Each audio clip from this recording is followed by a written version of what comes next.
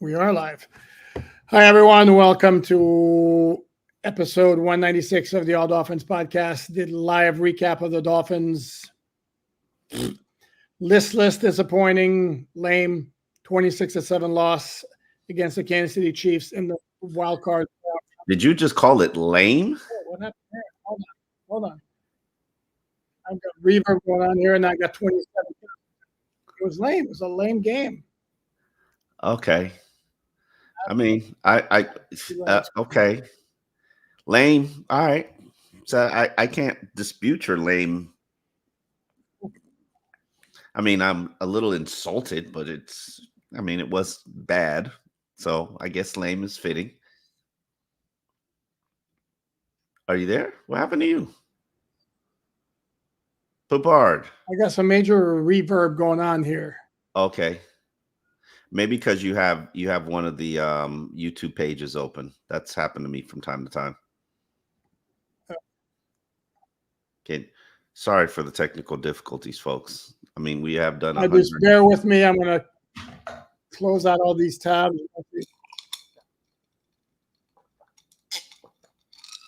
Get yourself a drink, folks. If you haven't had a drink already.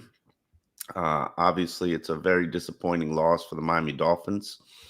Let's go through. There we go. Finally, I'm back. Apologies for the technical difficulty. I had two windows open with that same page. So, yeah, it was lame. It was a completely listless effort. You think listless, not overwhelmed? They were overwhelmed defensively, and they hung in there as best they could, being as shorthanded, and they gave the team a fighting chance, even though they gave up They gave up 407 yards. 409 yards, yes. But go ahead. Okay, they gave up 16 points at the half. The offense is the one that bears the brunt of this loss, and there was no excuse for the offense because they had everybody. Because Raheem Mostert was back, Jalen was back, and I don't want to hear about guys were playing at less than 1%. Yes, they were, but this is the playoffs. There is no such thing. Do not look for excuses on offense. There are none. It was a piss poor performance on offense. I don't know what they finished on third down. I know they were 1 for 12 at one point. They didn't convert a third down until the fourth quarter. 1 for 12. Okay. That's what they finished as 1 for 12. Yeah, it was bad. The passing game was off. The running game wasn't very effective. When, no offense, because Tua had two nice scrambles, but when Tua has your longest game of the day, not necessarily a great thing. And Devon Achane, who had been a killer the entire season. Oh, yeah. Kansas City found the formula because he went nowhere. Mm-hmm. I initially tweeted out after that thing was the first drive or first two drives from Miami. I saw kind of what the game plan was. And I thought it was unique and different and interesting compared to what they were, but obviously they really had no confidence that they could pass the ball in that wind. Why? I don't want to hear your mouth. But you know why. Oh, very adverse circumstances and situations. He threw it fine late in the game. Hey. At 26-7 when Casey's playing a prevent defense, sure. Oh, okay, yeah. Listen. Tell me one lie, and the loss is not all on Tua, but again, this was another case of the circumstances were not great, and he doesn't elevate. Again, tell me where the lie is. No lie. Okay. He needs. This loss isn't on him. I don't think the entire team performed up to the standards or expectations that they had set earlier in the season. They had factors, but everybody has factors. Everybody has injuries. Everybody has things that they have to overcome. Unfortunately, they did not overcome them, and that's on everybody. The biggest factor is they were playing a good team. This is an offense that bullies bad teams, and when they come up against a tough guy, they shrink. They cover up and they shrink. I mean, that's just a fact. I would love to know what the average is now I guess it throws the playoffs throws it off, but factoring in good teams, what they average offensively. I know going into the Buffalo game, they were like 18 points a game offensively against. Before or after the Buffalo game? I think it was before the Buffalo game. Not to say that Buffalo helped, because I'm sure scoring 14 points is going to help your average. Yeah, and then you get 7 here. So let's say they're at 16 points or so against the good teams, basically, and that puts you what? That puts you basically around last in the league in scoring. And again, against playoff teams in 2023, Dolphins never scored more than 22 points. That's their high. And I keep hearing, I'm sorry, Omar, I keep hearing like, and I had a friend of mine just texted me this, like the Tennessee loss was so devastating. Do we really think had they played Buffalo at home, for example, they'd have scored a lot more points? I said that in the everybody's like, oh, the Tennessee loss threw off the season and they would have been home.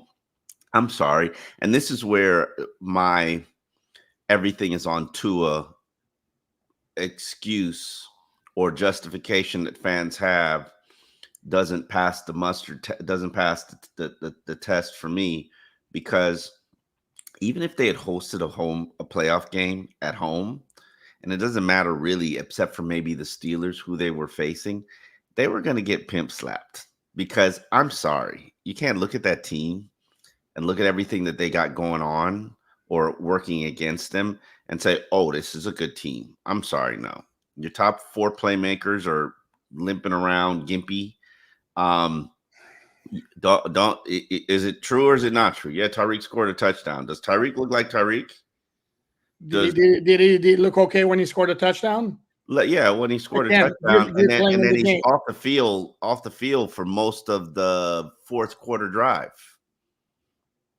That just a coincidence, or does this have something? Because I mean, maybe the ankle flared up and they're losing 26-7. They're not coming back anyway.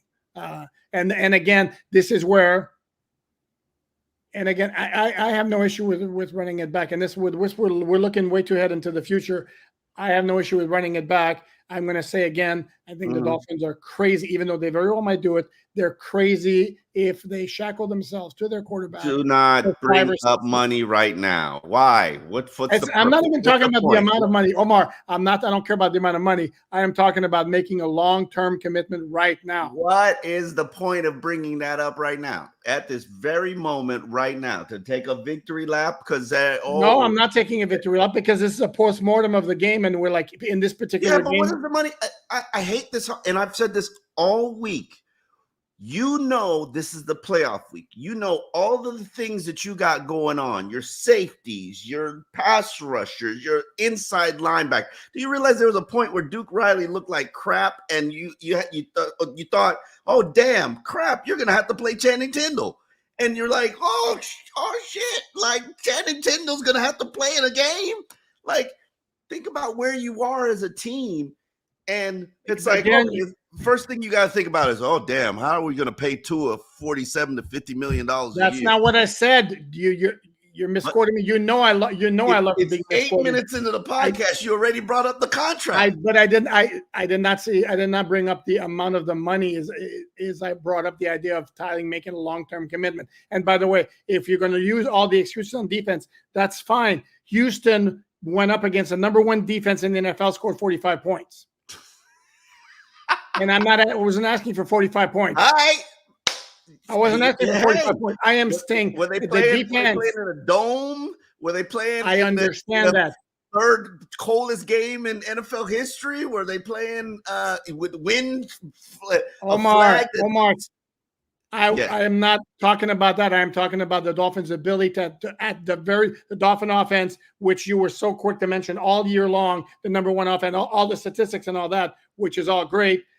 At crunch time, when your defense is ravaged by injuries and can only do so much, to me, them holding Kansas City to 26 points, that's the decent job. Where if your offense is as good as it's supposed to be, okay. Did you come into this game thinking that they were going to score 26 points on offense? No. I didn't think it was out of the realm of possibility, and I sure as hell didn't think they were going to. Come on, you knew it was out of the realm of possibility. No, 26 points? No. especially in Well, this game, in these circumstances. And I'm not making an excuse. There Casey is scored no 26. if Casey they scored didn't get 26. any defensive assistance, they weren't scoring 26 points. I knew that. You knew that. Let's be real. Like, and why? Is it quarterback? Is it, I thought the run game would have to carry this team in this game. And they didn't run the ball well in this game. And the one time they had something going on the run, they got to a third and a very long one on the game book said one, even though maybe it was more to it, but whatever. Third and one, they had run like for 8, 5, 6, and 4 yards on the first 4 carries. Third and one, they throw the ball. Fourth and one, they throw the ball. Like that was the only time they had anything sustained on the ground. And all of a sudden, when it gets a third and short, 4th and short, let's throw the ball. You know who they are. You know who this coach is. I'm sorry, but surprise you? Did that play really surprise you? And I tend to defend Mike McDaniel because it's easy to play the results. But in that particular case, dude, seriously. They throw the ball way more than they run the ball. And I mean, they feel more comfortable throwing the ball. But 46 rushing yards, not good enough. 264 all-purpose yards, not good enough. The 8 penalties, I think that's more where I'm a little bit upset and disappointed at the team. I can't sit here and say that I felt comfortable with the preparation. You only have 1 day of practice. I get it. You came off from playing Sunday night. You're playing the Saturday night game, which I think is criminal in my mind, by the way. I know I didn't say anything about it all week, but these are the cards that you're dealt. You make the best of it. But 8 penalties for 62 yards. They had the Tua interception where Tua was throwing off his back foot. Pressure was in his face because of a Jones pressure. And he throws a floater in the air. It's picked off. No matter what, ultimately it wasn't good enough. The game plan was very limited and handcuffed. I thought, everything short, everything laterally, everything screen pass until you absolutely necessarily needed it. That's not a great indictment. That's not a ringing endorsement for Tua. I'm not going to deny that. Yes, the offense should have done more. Could it have done more? Honest answer, no. Just no. And the reason is why? Because it was cold weather and the quarterback doesn't have a strong enough arm to throw in cold weather. Why did you put limitations on the offense? Because I thought they'd need to be carried by the run game in these elements, in this weather, in this situation. I didn't see Patrick Mahomes airing, and the person who threw the longest pass of the game was Tua Tagovailoa. So no. He threw the exact same pass that Mahomes threw to McCole Hardman in the first half, except that Hardman never made an adjustment to the ball. No. Or the ball got taken by the wind. It's a real adverse situation to be throwing the ball in this game. I don't dispute that. What I'm saying is, if you do not practice in it.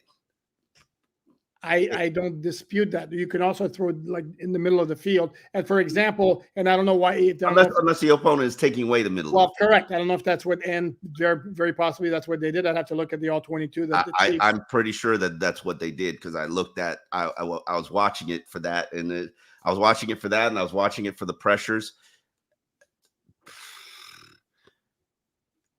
The strategies each team took against one another. Even the Vic Fangio, the blitzing, he looked like he was running a Brian Flores defense out there.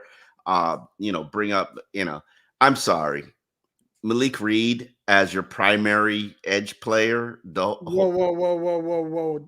If you're gonna go there, then you're gonna force me to go there. First of all, I didn't notice Bruce Irvin. I know Justin Houston was in on one play. Yeah. I'm sorry, but if the starting edge defender opposite Melvin Ingram, who also didn't do very much, was Emmanuel Ogbah, who other than batting a pass at the line of scrimmage because he didn't allow the guy to undercut him as a pass rusher, he was a complete zero non-factor. So Vic Fangio had no choice because the 4 guys up front were not getting crap in terms of pressure, and that includes Sealer and Christian. who also committed, even though it didn't matter at the time. Probably didn't It was matter. No, that was egregious. You could have. It's stupid. Why are you shoving? I'm talking about the roughing the passer. Yeah, I'm talking the same thing. What do you egregious in terms of a bad call, or in terms of no, in terms of Christian, that's dumb. It's what's dumb. the purpose of pushing him after the fact? I mean, I don't get it. That was completely stupid. Very disappointing. I would like to have a just conversation about the Dolphins without bringing up a quarterback's contract. We'll have plenty of time. We have the entire offseason to discuss the contract and the ramifications of it. Like, I'm sorry, and no disrespect to anybody who wants to have that conversation, but I have not structurally done the dissection of whether or not the contract extension or the fifth-year option is more strainful on the cap or not. So if I have not done the math, I'm doubtful that a lot of other people have done the math. So, and I can do that another day. I don't have to do that today. Okay, let me preface. I will apologize for even bringing it up during our opening segment here. Thank you. I appreciate that. 8 minutes into the show, like we got a whole off season for that. Omar, however, if folks ask about it in the chat, we're not gonna. We know where you sit. We know where you've sat for the entire year. But we'll acknowledge it. 196 episodes. And I understand that. It's no different than my position with Christian Wilkins. I was like, until you see it, you can't give it to him. Well, we saw it now. Correct. You're saying don't give it to him until you see it. And I'm not arguing with you. Okay. But your argument is you want to pay him like an elite quarterback. And I'm saying, no, that's just what quarterbacks are making. You're saying don't pay him like an elite quarterback. And I say, okay, I understand what you're saying, but that's just what quarterbacks are making. And if you wait till next year. That's not what Daniel Jones made. Don't you do that. Don't you do that. You know my point is, but Omar, you really think he was going to take $40 million a year when everybody else is getting $50 million a year? Is he Daniel Jones? After the performances down the stretch, I don't think he should have the balls to ask for $50 million. Okay, sorry, I said what I said. I mean, seriously. But again, my whole thing isn't even so much about the amount of money; it's about the term. And if you're going to give him, you want to sign him to a long-term contract extension that has an exit ramp after a couple of years, that's fine. The exit ramp is going to be after 3 years. Okay, but then that's too long because to me, Omar, I have nightmares. Usually I sleep very, very well. I have nightmares of the Dolphins being saddled with the same situation as they were with Ryan Tannehill. Did you really just put his name with Ryan Tannehill? They are not the same quarterback. Don't do that. They're in the same right now. They have there's a ceiling there. Ryan Tannehill never even sniffed a conversation as a top 10 quarterback in this league. Never even had any discussions about, well, maybe he was. He led the league in, since you like to bring up passer rating all the time, he led the NFL. Okay, was he ever in the conversation for MVP? That year he was in the conversation. He might have been, yes. And no, Derrick Henry was. But, thank you. Finally, I apologize. Just say sorry. Okay, I apologize. But he went to the AFC Championship game. Okay, yeah. All right. Okay. He's won playoff games. Okay. Don't get all like high and mighty with Tua being so much better than Tannehill. Yes, Tua is better than Tannehill. Absolutely. But right now, until we see otherwise, there's a clear ceiling there. And again, it's nothing against the dude. I like the dude. He's a great. I don't want to be having this conversation 3 years from now and be like, man, why did we hang on to the guys for so long? He can't get to the next level. I want better for the Dolphins. That's all. And better is what? Better is what? Better is what? What is better? You want better for the Dolphins. Better is what? Somebody who does not need to everything around them to be ideal to succeed. My friend just texted me too. Got to go. I'm not even saying that. I'm not even saying that. I'm like, what do you want? What better? You've spent 20 years trying to find a quarterback that could even be in the conversation with Dan Marino. This guy breaks Dan Marino's record. He's not in the conversation with Dan Marino. Simmer down. Statistically. First of all, statistics, we're talking about 2024 instead of 1984. And number two, you can give me all the stats you want. I mean, dude, you you may not have been even alive when Marino played. I was alive. Come on. I mean, apples and oranges. I saw mostly Achilles of Marino, but okay, but apples and oranges. Shall we attack some of these? Yes, let's attack some of them. Okay, we're going to start. If you bring up the contract, I'm going to be angry. Hold on. No, I didn't want to go with that one first. I wanted to start at the top. Okay, I apologize. Tannehill? Oh, hold on. No. Oh, yeah, you really didn't want to bring this one in. Yeah. This is the first one you wanted to bring in. Like I said a month ago. To include Tannehill. I swear to you, Omar. I swear on my children. This is a big old reference where Big O would call Tannehill. Dustin Keller. Dustin Keller. How's that for a name? Oh, wow. You remember that? Yeah. Mm-hmm. Okay. There was a preseason game and Tannehill threw a pass that Dustin Keller led him right into an oncoming Houston Texans defender. I believe it was Tua doesn't do that on a regular basis. I know. I believe it was DJ Swearinger who went right at his knee and blew out his knee, and that was the end of Dustin Keller's career. But no, as I've said, yes, Tua is better than Tannehill. Okay. Bobby, thank you. Please explain the lack of urgency down 3 scores. Excellent point. Dudes are snapping the ball with 3 seconds left on the play clock. 8 minutes left. They're down 3 scores. Yeah, I don't think they looked at it as we need to be aggressive passing the ball, primarily because one, they got nothing out there. It should have been a hurry up. You really think so? You're in desperation. Down 3 scores, 8 minutes left. Yeah. I mean, they weren't coming back anyway. But if you're going to give yourself a shot, I mean, they pretend you're trying. I mean, Johnny Pope. That was just passion fruit juice. Okay. No, seriously, I drank last night and I was just it was horrible. I woke up with a migraine. I don't drink that much, but I believe I'm allergic to alcohol. I've told you people this story all the time. Hey, then so when I do socially drink and I wake up the next day, I've got migraine, not a hangover, a migraine, and it's just I got to stop drinking. I really do. Noel B, thank you, Noel. CJ Stroud did in his first year with Tua Hill hasn't been able to do in 4. Was that a slight there? Tua Hill hasn't been able to do in 4. We've changed coaches, schemes, and many players. Maybe it's time to at least bring in QB competition at the very least. Let me say something about CJ Stroud. Very impressive rookie season. Watched him in the joint practices. That was not the quarterback or the offense that I saw. Congratulations to him on the growth and development. They are running a similar offense to what Miami runs, and they looked very good against the Cleveland Browns, and props to them for his development. Can I wait to see it 2 more seasons before we crown 1 more season before we crown him? Except the argument could be made he had 1 massive ball out performance in the playoffs, which already is more than, and that's I'm not saying we're not bringing him. I'm comparing him to any quarterback. I'm just saying, can we wait to see him? And he might ball out again and take them to the next level. Dude, if you've watched him before also, and you watch him, because I saw that Houston game in some of his stores today. I mean, okay, give me the stamp. That guy, you like saying that guy is it. That guy has it. That guy has it. I would like to see another season. I'm not disputing that he has it. I just need a bigger sample size, and he's good. I didn't see that coming out. I didn't expect that. I liked him a lot better than Bryce Young. There was a play today against. I did too.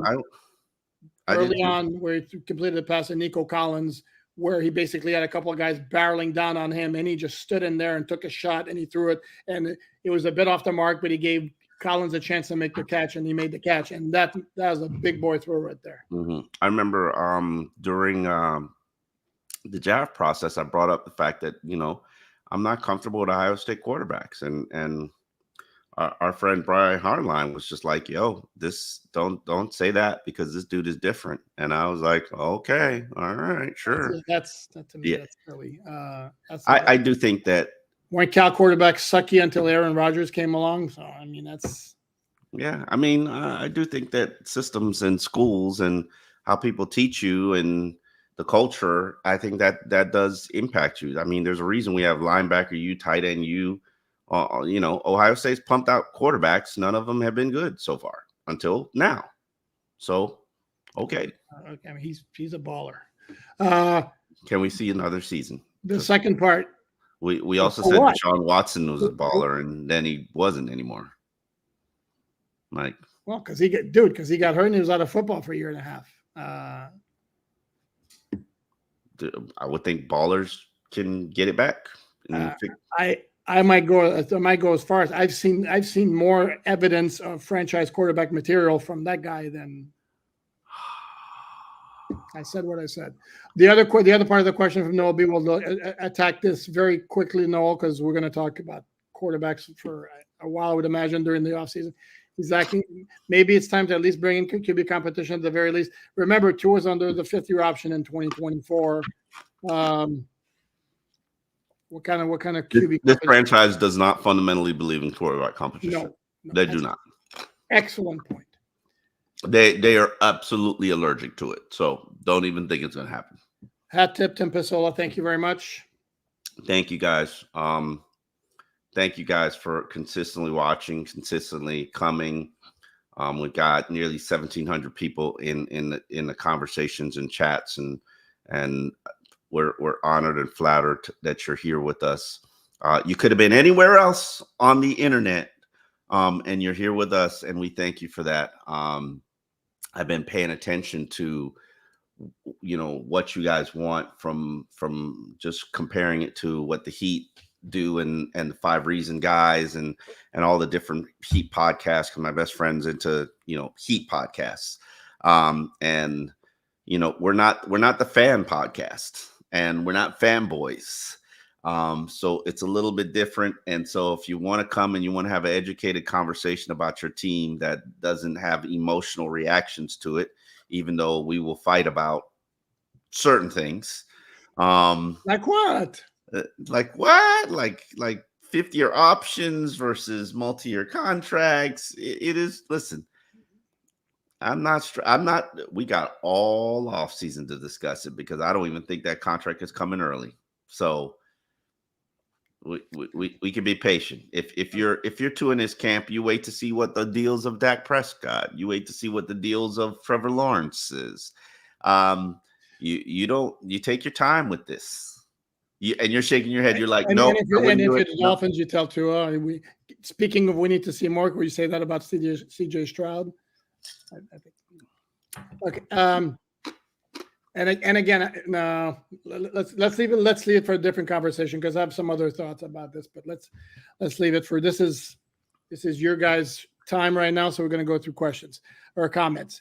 David Rome recording. Thank you very much. McDaniel has proven this last month that he can't coach once teams figure him out. From genius to clown, who doesn't have any fire, no leadership. Oh, wow. I would argue and dispute every single one of those claims. The game plan is not consistent. I'll put it up because I want to go through every single one of them. The game plan is not consistent. It changes every week. Even when they had 1 day of practice this week, 1 day. They altered their approach. Last week against Buffalo, approach is completely different. Doesn't necessarily guarantee you it's going to work. Doesn't necessarily guarantee you. If I had one criticism to say about Mike McDaniel, it would be when teams counter his approach, does he have a counter? Okay. That's even Bill Belichick struggled with that. I'm not saying that he's perfect. Would I love for him to be more committed to the run? Yeah, but I know who he is. From genius to clown, man. Listen, they're an 11-win team, and an 11-win team that flatlined in the final month of the season because they got some bad injuries. Nope. You can't go there. You can't go there all the time. It can't be all about injuries, because it's going to be a rinse.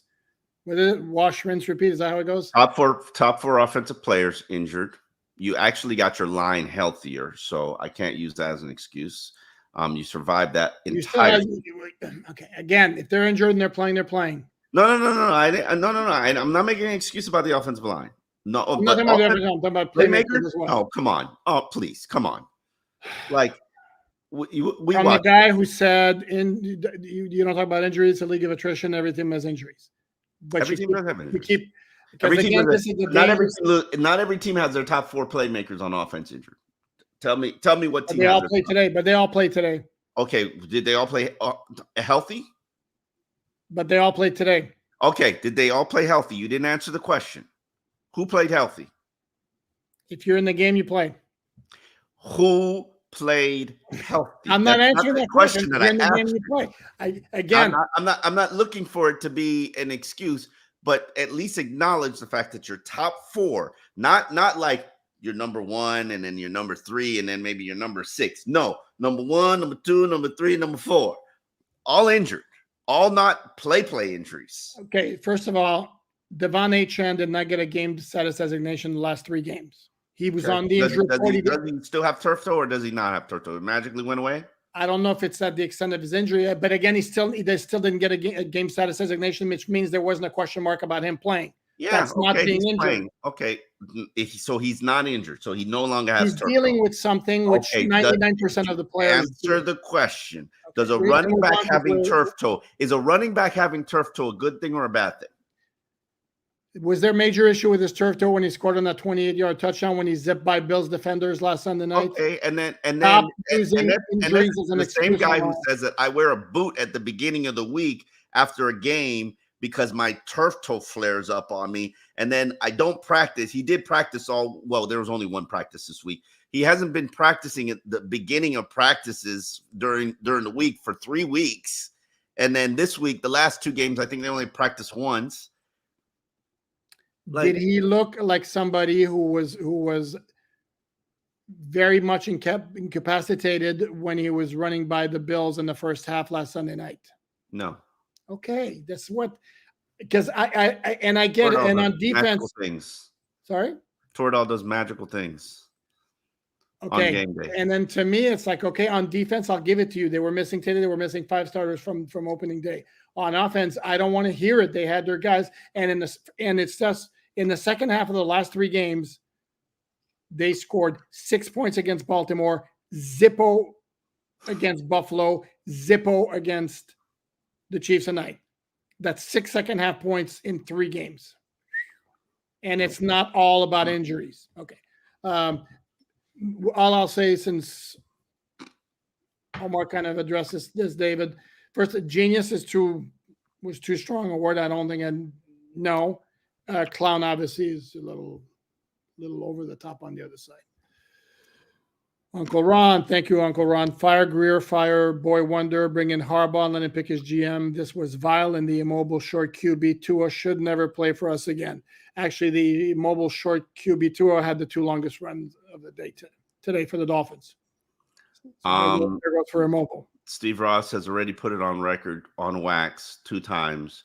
John Harbaugh will never coach for me in Jim Harbaugh in my professional football team. He coaches for me in my collegiate football team. Like, people. I will say this: if you want to bitch at Chris Greer, I will say that having your top pick, your second round pick cornerback as a healthy scratch and a rookie undrafted free agent in the lineup for a playoff game, not a good look. Yeah, but that doesn't necessarily have to do with you. That has to do with your defensive coordinator. And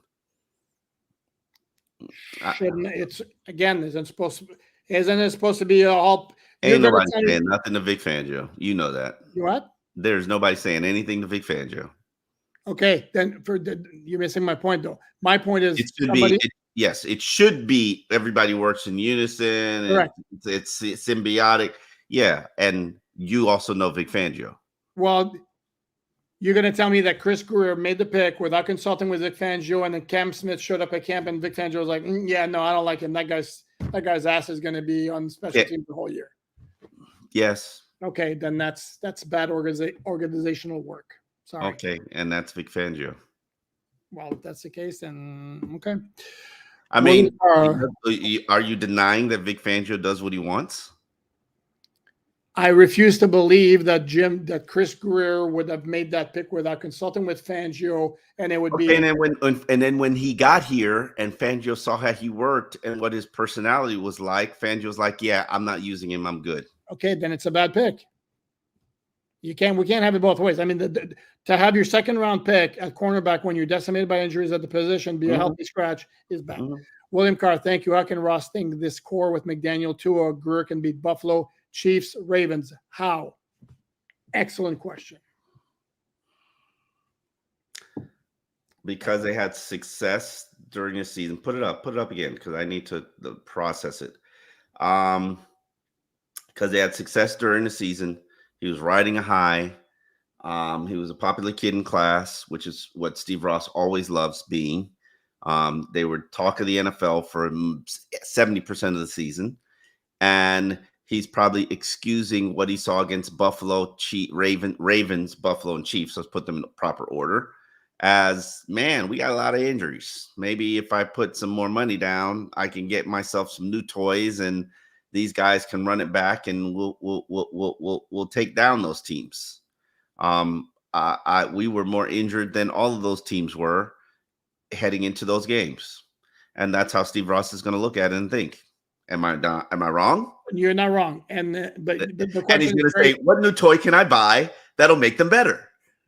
And that would be how Steve Ross would think. Yes. And for me, I would be like, that's 2 years in a row when we spank the bad teams and we can't hang with the big boys. And you know what Steve Ross would say? You know what Steve Ross would say? What medical company can I buy that'll ensure that my players stay healthier during the season? And again, this is where I would tell you that again, last year they showed they couldn't hang with the big boys before the injuries hit. Or did we forget the losses against the Chargers, the 49ers, and the Bills and the Packers? There were injuries there too, but not as much. Every team has injuries when you get to December. You're correct. And Sheila 73, thank you. Play calling was surprisingly bad tonight. Did not adjust to horrific weather conditions. Oh, they adjusted. It just maybe they over-adjusted. Yeah, it was a game plan that maybe a little over-adjustment, and then once the Chiefs kind of adjusted to the adjustment, there was no adjustment. I didn't. What? There was never any flow on offense. There was never anything. Yeah, but they didn't throw. They didn't. They couldn't run their offense. And who was the coach that called the game, which I thought was very mediocre? Jason Garrett. Yeah. Hell yeah. He said something late in the game. He's like, this offense doesn't travel on the road. And I'm thinking to myself, like, yeah, I've said that all season. This offense doesn't travel. Like, it can't travel. Like, which is why they had to host a playoff game. Like, I'm sorry. The little cheat motions and all that stuff that doesn't work on the road. It does not work. So you can sit there and say, oh, they can't beat good opponents. I'll give you more credibility of they can't beat teams on the road versus they can't beat good opponents, because I think the road has a lot to do with what their shortcomings are, because they can't run their offense as they just don't run. Show me the game where they were on the road against a respectable team, not Washington or the Jets. That's correct. Or a team where they had home field advantage like the Chargers. They can't. Their offense does not travel. It doesn't. I will give you that. I will hand that to you on a platter. It does not travel. And I don't know how you fix that. I really don't. Okay. Next one, V21. Thank you. Me pooping Beasley was right. Tua sucks. I hate to break it to you, but Beasley's been Tua sucks. Tua's great. Tua sucks. Beasley goes back and forth. Yeah. Yeah. And for the record, I never said Tua sucks. Right, Omar? Back me up here. I never said Tua sucks. Well, let's move on to the next question. Wow. Even me hanging out to dry. I never said it. Go ahead. No. Tua doesn't suck. Tua is not elite. And I don't think he's wrong, because there is no evidence that Tua is elite. Where's the evidence? Tua is right now. Big fat juicy numbers. Yeah, Tua is right now Matt Ryan of the NFL. And okay. and it's not bad. At one point, I'm sure Matt Ryan was the highest paid quarterback in the league. It may have been, actually. Yeah, I think he was. But but where's the proof that he's elite? And love Tua, but I got nothing for you.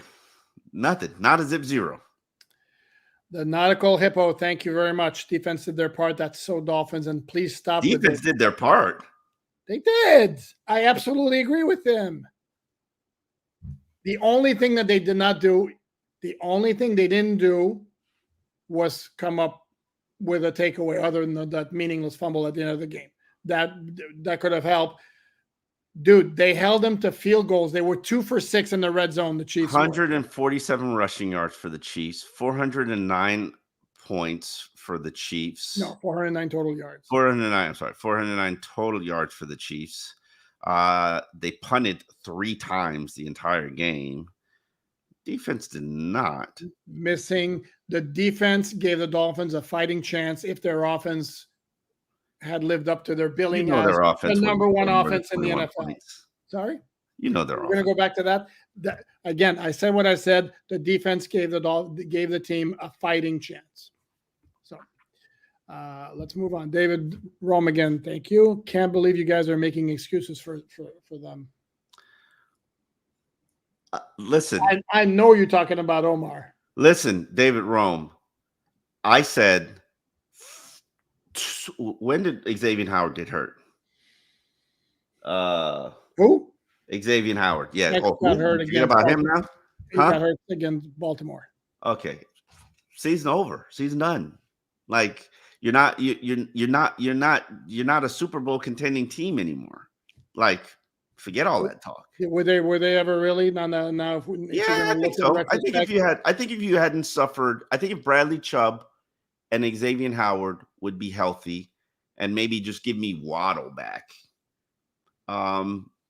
Waddle healthy, you're a Super Bowl contender. You have a puncher's chance. You have a good chance to beat any team.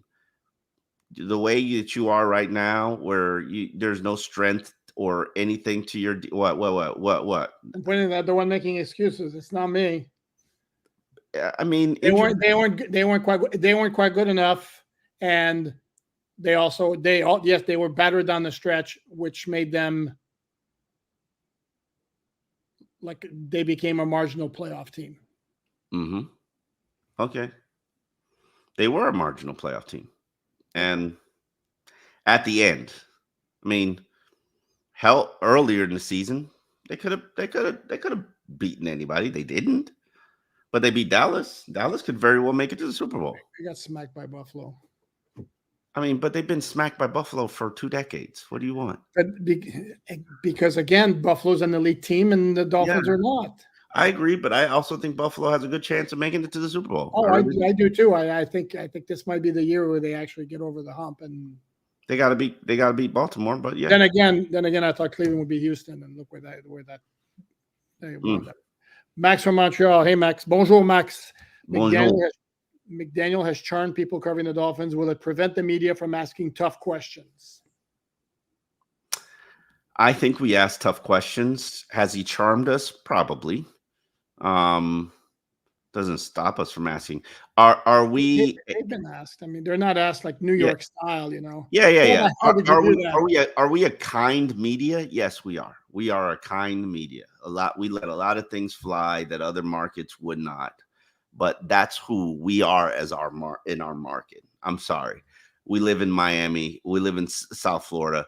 We got a lot of other crap to do than throw stones at the football team. Like, I'm sorry.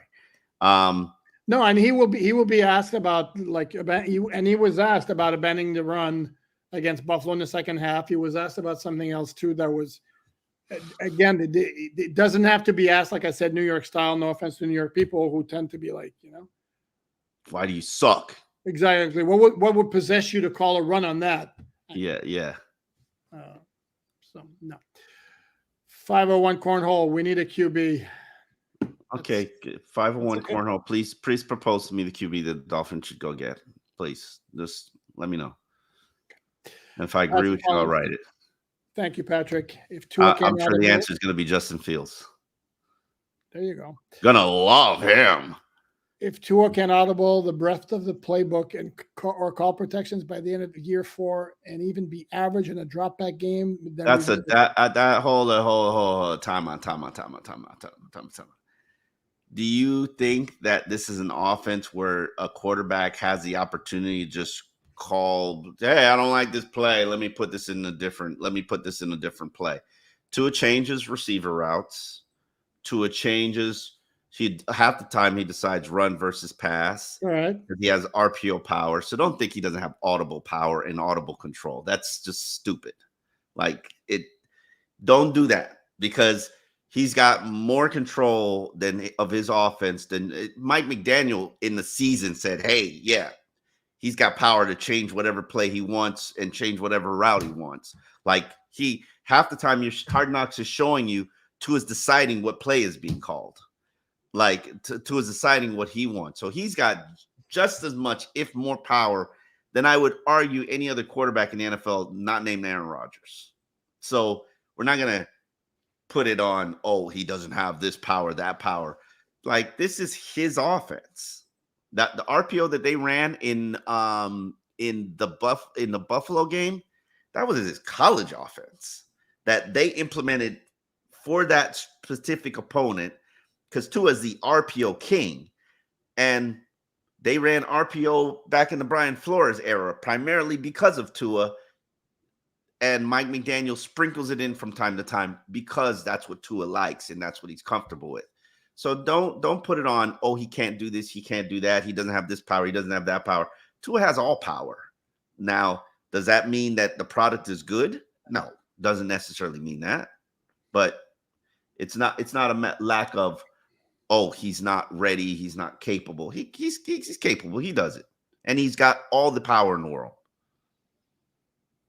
And I don't believe he has all the power in the world, but I'm not getting into that conversation. I'm not going to pretend to know to what extent Tua has the opportunity to change plays or routes at the line.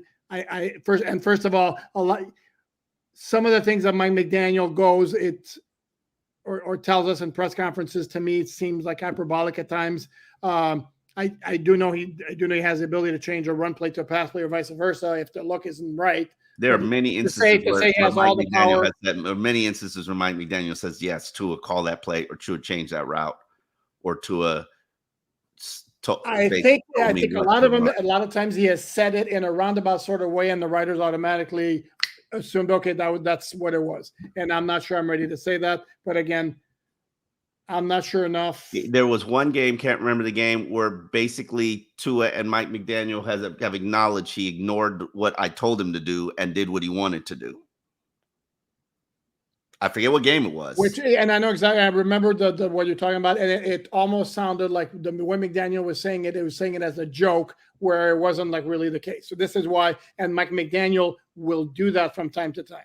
So, but I think Patrick, your statement was a little bit too far. To be honest with you, I don't know that. I don't agree with Omar when he says he has all the power to do whatever he wants at the line of scrimmage. I don't buy that for a millisecond. No, I don't buy that for a millisecond. Mike McDaniel is not that coach who's like, oh, he's not Adam Gase. You will acknowledge that, right? No, it's not. Okay. But I don't think it's like, okay, Tua, go ahead. But if you see something better, by all means, go ahead and change it. I don't think. That he has absolutely said that. Okay. And no. Sorry. And you don't believe it. You don't buy it. No, not to that extent. You're like, not to that extent. Sorry.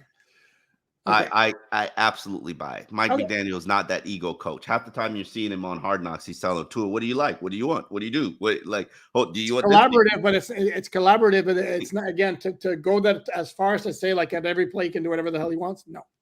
305 Sportscast, and we can agree to disagree. That's fine. No, you're right. You're right on that. Sorry. You're right on. You like when you hear I say you're right on that, huh? I know that was like because Tua has said. I remember training camp where Tua basically was just like, yeah, I don't like. One time he was like, yeah, I don't like half the stuff Mike calls, but I just do it, and but I think he's getting more comfortable letting Mike know, I don't like that, and that's not what I want to do. But I remember what play was it that they threw a ridiculous fade in the corner of the end zone? It was a bomb. It was a bomb. It may have been. No, I'm talking about the fade. Tua called for a fade. A Hard Knock showed that Tua called for the fade in the end zone. In practice. No, it was a game. It was a fade to Cedric Wilson. Oh, that's right, because they all failed. I'm sorry. Yeah, and like I was shocked to see that Tua was the one that called for it, and I was just like, "What? That's the play you're going for in fourth down? Like that's what you want to throw?" And I was like, "I thought that was all Mike McDaniel, and then you're asking for that?" I was like, "Eh." Okay, let's move on. 305 Sportscast. What? He's a bum. Almost stop defending Tua to be liked. It's disingenuous. Tua's incompetence is obvious. Yes, Tua's a bum. Okay. Please propose who should be the Miami Dolphins' next quarterback in 2024. That's not what he said. He just said. No, Tua's a bum. Let's move on. That wasn't a question. That's a comment. So it's like we acknowledge. Okay, let's trade. Let's absolutely trade Tua. Find what we can get for him and go replace him. Just tell me who the replacement is. Okay. 7th round pick and a player to be named later. Yeah, no, I'm not worried about the compensation. No, let's worry about the quarterback that we're going to sign or trade for. Please propose it to me so that I can get on board with this. Propose me this master plan that you all have so that we can move on from this bum. Huh? Kirk Cousins. Yeah. Please. Let's give Kirk Cousins $45 million a year. Or it could be Russell Wilson. Hey, your choice. You picked either one because that is absolutely a better solution than going with Tua. So let's do that. Let's bring it on down. Come on. Okay. You propose what should happen. Should we trade for Russell or should we wait for the Denver Broncos to release him?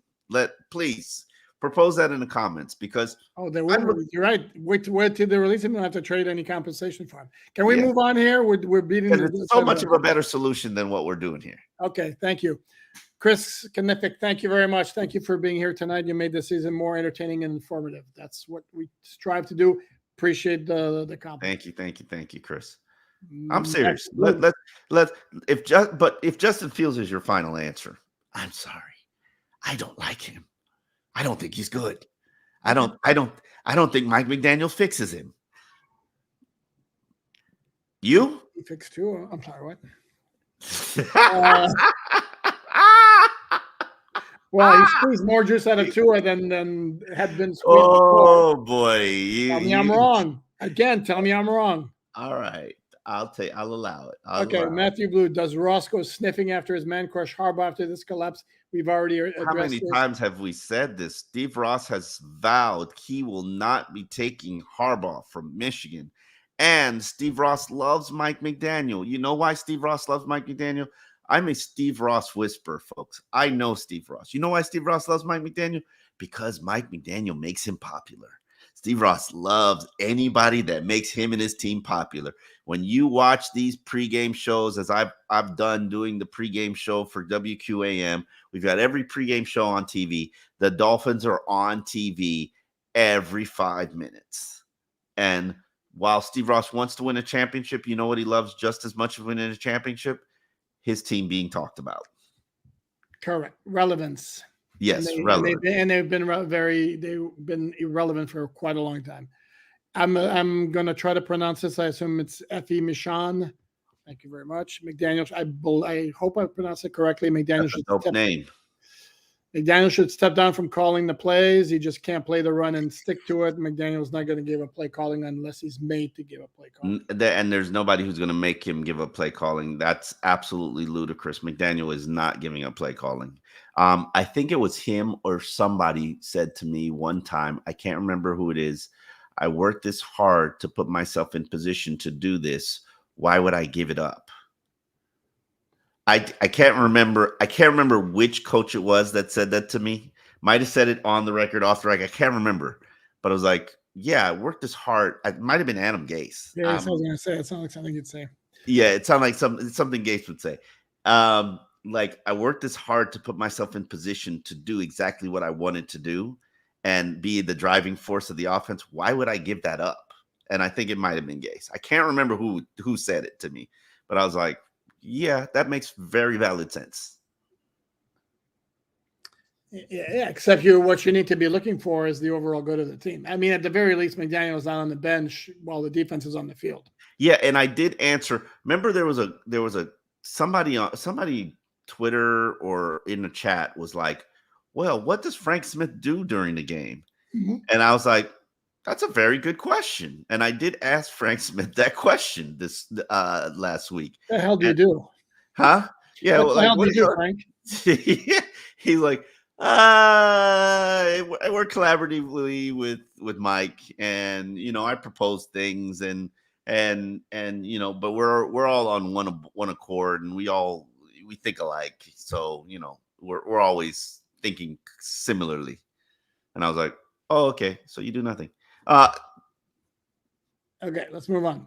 Omar Davila, thank you very much. Why didn't they bench Tua? He couldn't grip the ball. He couldn't make throws 5 yards to the sidelines. Neither could Mike White. So what's the point? But we'll never know because he wasn't given the chance. Mike White has an inferior arm to Tua. No, he does not. Yes, he does. Don't He stop does telling not, these lies. okay. Stop telling these lies. The question, Omar, Tua's their dude. They were not. That was never going to happen. Yeah, no. Regardless of what Omar says. Ricky Campbell, thank you, Ricky. This was a sad ending to a great Are you saying Mike White has a better arm than Tua? Is that really what you want to say? I'm trying to remember from training camp. I remember not being impressed by either one of them as far as arm strength. That's fair. I remember thinking that Skyler has easily the best arm of the three. I will admit and acknowledge that is accurate. Okay. This was a sad ending to a great season. We made the playoffs 3 times between 2001 and 2021. They made it back-to-back years this year easily. It sucks, but it's progress. Let's see if we can improve from this. When we stop improving, then blow it up. You got one more season, because after this, you're gonna push the credit card debt further and run up the bill. After 2024, you can't do that no more. You can't. I don't know how you're gonna be able to survive. You got one more season to run it back and improve it and enhance it. How you're going to do that, I have absolutely no idea. But we got a whole offseason to discuss that on the All Dolphins podcast. I don't even know who's a free agent right now. And we won't know all of the free agents till later. We know all the pending free agents, yes. I'm talking about the free agents out in the market. Oh, I'm sure there's a list out there. Anyway, Nicholas, thank you very much. Defense performed about as expected. 7 points can't beat Casey in the playoffs. Ridiculous. McDaniel play calling too conservative. Called his best game at the end of the first half. I'm sad. Call his best game at the end of the first half. What does that mean? I don't know because they had like one pass to Waddle and then check. Ricardo Joseph, thank you very much. Vegan frozen to a dinner. Do not pay. Okay, that's a comment. No need to rehash it. Vegan frozen. Okay, so a vegan frozen dinner would be disgusting. No offense to all the vegans out there. I'm trying to see what he was trying to say. Vegan frozen to a dinner. I have no idea what that means, but you got to explain that to us, Ricardo. Yep. I'm trying to process it, but I just don't. A vegan frozen to a dinner. Matto has scored 68-15 in the last 8 second half quarters. I like McDaniel, but should there be questions about his ability to make mid-game adjustments? Great season over, but still really the most recent offensive no-show. You're not wrong. That's right. Dallas, did they have 19 points at the half against Dallas?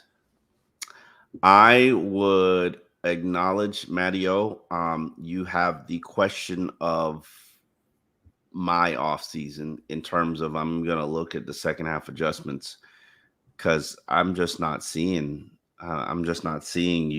this team adjust to what opponents are doing or how opponents have caught up to them. And somebody made the argument, Leroy Horde, who works for WQM, he made the argument to me one day. I was doing a Joe Rose show, and he said it after the Buffalo Bills game. Once teams counter their approach, or once he runs out of his first 24, which is in terms of scripted plays, he's got nothing. And I don't know if that's accurate or true, but Leroy played in the game. He knows he knows what's up, and he basically said once they're out of their first 24, he's empty. And we might, I don't know if there's much proof that dispels that. Well, but the 15 points, that's yeah, I had done it through the six. I had said 6 points in the last 3 second halves of the season, and he added the Dallas games. That's for 15 in the last 4. That's just not good. No bueno. No bueno. Tim Pesola, thank you. Hey guys, been a fan from California since I was a kid. Been with you guys every day this season. Love you both, and thank you for everything you do. Do you think there's any possibility McDaniel gets fired? 0 chance. -0 chance. -5 chance. It's like the wind chill in Kansas City. That's how possible it is. It's in the negatives. Johnny Pope, thank you very much. Being realistic, not dramatic. Going to have to beat physical Baltimore, KC, Buffalo next 10 years, and Houston. Go for Vrabel. Don't underestimate Ross blowing this up. I'd be it's not. But I will say this, Mike Vrabel's a hell of a coach. I would never ever argue against that move. I don't think that's happening. Hold on, you would never argue against hiring Mike Vrabel? I'd do it a hell of a coach. So you ditch Mike McDaniel right now? You just be like, bye, Mike. That's not what I said. The problem is also with the offensive personnel you have. If you hire Mike Vrabel, would require quite the overhaul. Massive overhaul.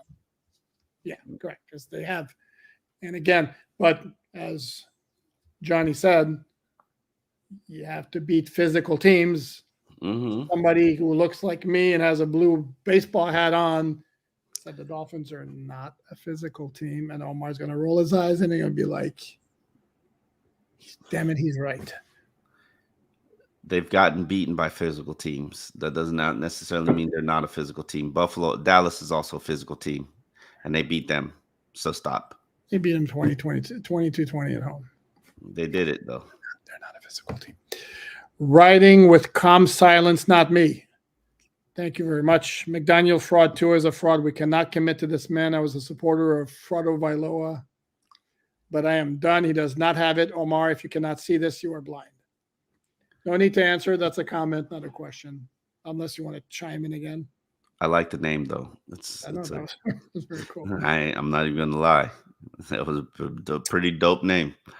Do threat sports cards. The Texans got 44 points on defense. This wasn't supposed to be an offense game, but our D made it look doable by being so bad. But Chiefs D top 5. There's offense bottom half needed more on both sides. I'm fully aware that the Texans got 2 pick sixes. I'm also aware that CJ Stroud had like 151 passer rating at 3 touchdown passes, and I watched the game, so I can tell you he was really good. Damn. So don't even go there. Don't even try to poo-poo what Stroud did. The dude is a baller. Needed more on both sides. Yeah, it would have been great to get more on defense, but it's understandable that. Bro, when I saw Malik Reed in there on the first drive, I was like, okay, done. Did you not find it interesting that it was Malik Reed and not Bruce Irvin or Justin Houston? Exactly. And I knew exactly why it was Malik Reed, which is the old man leans on because of familiarity. Yeah, and I was just like, all right, we're done. We're finished here. We're not even trying. We're done. Yeah. And you have fallen out of like with Vic, haven't you? I've gone in and out. He's just, I mean, he's an old man. He's stubborn. Like it is. You got something against old men? No. Stubborn, rigid old men. Like, I could do without them. No offense. I'm just sorry. Like, no. If you're telling, like, Malik Reed was on your practice squad for a reason, and it is weird that the guy you signed to the practice squad. It's not weird. It's Vic. It's Vic. It's not weird. It's Vic, and it's about comfort. And like, I'm pretty sure Vic Fangio has worn the same pants for 20 years because that's his pants, and he probably doesn't want to buy new pants. Think about it. When's the last time you bought new pants? Yesterday. You're a liar. You're I need the receipt. Okay, fine. I got receipts. You know what? I keep receipts too. Okay, Toby. You seriously bought new pants yesterday? No. Toby McDaniel sucks as a play caller, great designer, but no feel for the game. Hasn't called one draw play in his 2 seasons. Totally outcoached the game. I'm not sure I'll touch any of that, except you're right about I haven't seen one draw play by the Dolphins ever. I can't recall the last time I've seen a Dolphin draw play. I've seen it. I'm gonna find it. A draw play? Okay. You know what else I haven't seen? A wide receiver screen. Never seen those at all. It's been funny to do it too often. Omar, don't be surprised if Omar Davila, thank you. Don't be surprised if McDaniel gets fired Monday. I would be not surprised. You're right. I wouldn't be surprised. I'd be shocked. You people are delusional. Like, seriously. Coach is going to get fired after 11-6 season, even though we did fire a coach after a winning season in Brian Flores. That's a good point. Lieutenant Dan, thank you very much. McD, great schemer, terrible game manager. To a skill set limits us, and we saw his ceiling. Good guys, but we should retool both, in my opinion. Vet QB cheap and draft QB later. Maybe Fangio head coach or Ross Harbaugh Michigan ties. Damn, that's a lot to unpack there. These are fans who are napalming everything about an 11-6 season because it ended horribly. Just absolutely nuking it, which, hey, if that's what you want to do, propose me the quarterback. Let me go into the comments because I certainly let me check to make sure. Tell me your quarterback plan, since everybody's so yeah, okay. I will even acknowledge the arm might limit it. I've never shied away from that. Never shied. Have I shied away from that? No. Oh, don't you dare. Don't you dare. In these games, with these elements, yeah, I'm not throwing every pass with Tua because that ball can float on him. So yeah, I will always say I love the accuracy more than I love the arm strength. So it's amazing how you're saying it like staring at me. Yeah. So I like both. I know you like both. Name me a quarterback with both, because it don't happen. Josh Allen. Don't even say Josh Allen because you know he spray it. Don't even go there. He's inconsistent with the accuracy, but he can throw some pills that he can throw some pills. Yes, but come on, he's not an accurate quarterback, and he'll probably never be an accurate quarterback. But he can put it.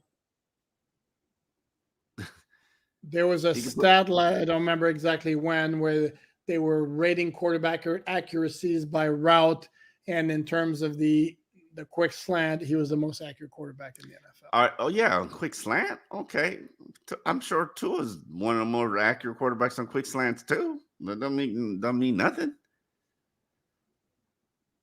Spanish Pokey says, "Tell us everything's going to be okay, Omar." I can't tell you everything's going to be okay because I got to figure out how you're going to pay the credit card bill. I can't tell you everything's going to be okay. Hey, Bobby, is the press allowed to ask McDaniel tough questions? Total lack of urgency with time left, down 3 scores. Yes, we already addressed that. It was really, really weird how casual they were about that. Yes. And yes, the press is allowed and has asked tough questions.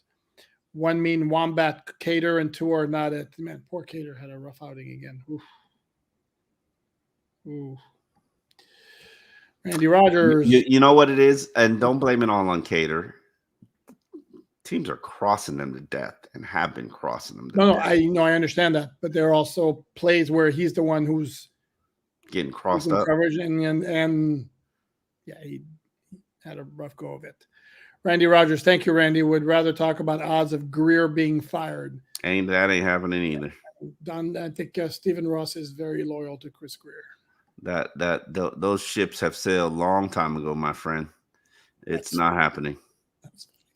Funny one, Max. Should McDaniel have called more receiver screens? That's funny.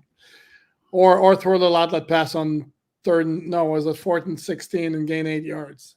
This is accurate. Here come Juan. Oh, hold on. Here comes Juan says, here comes all the bandwagon fans jumping off now. Yep.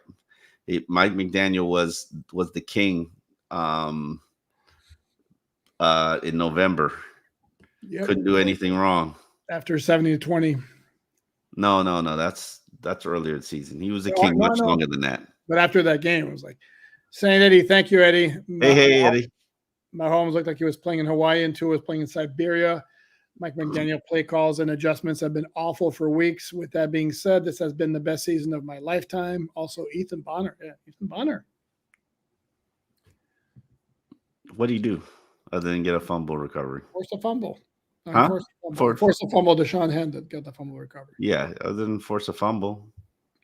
Yeah, I mean, look, hey, props to Ethan. Like, yeah, he's been hanging around. He earned a practice squad spot from very early. They really liked him. Mm-hmm. When Vic likes you, Vic likes you. Yeah, and they'll sign him, watch him sign him Monday to a futures contract. Yeah, I thought it was disrespectful to not have Cam Smith active. There are plenty of other guys you could have chosen to not make inactive. Like who?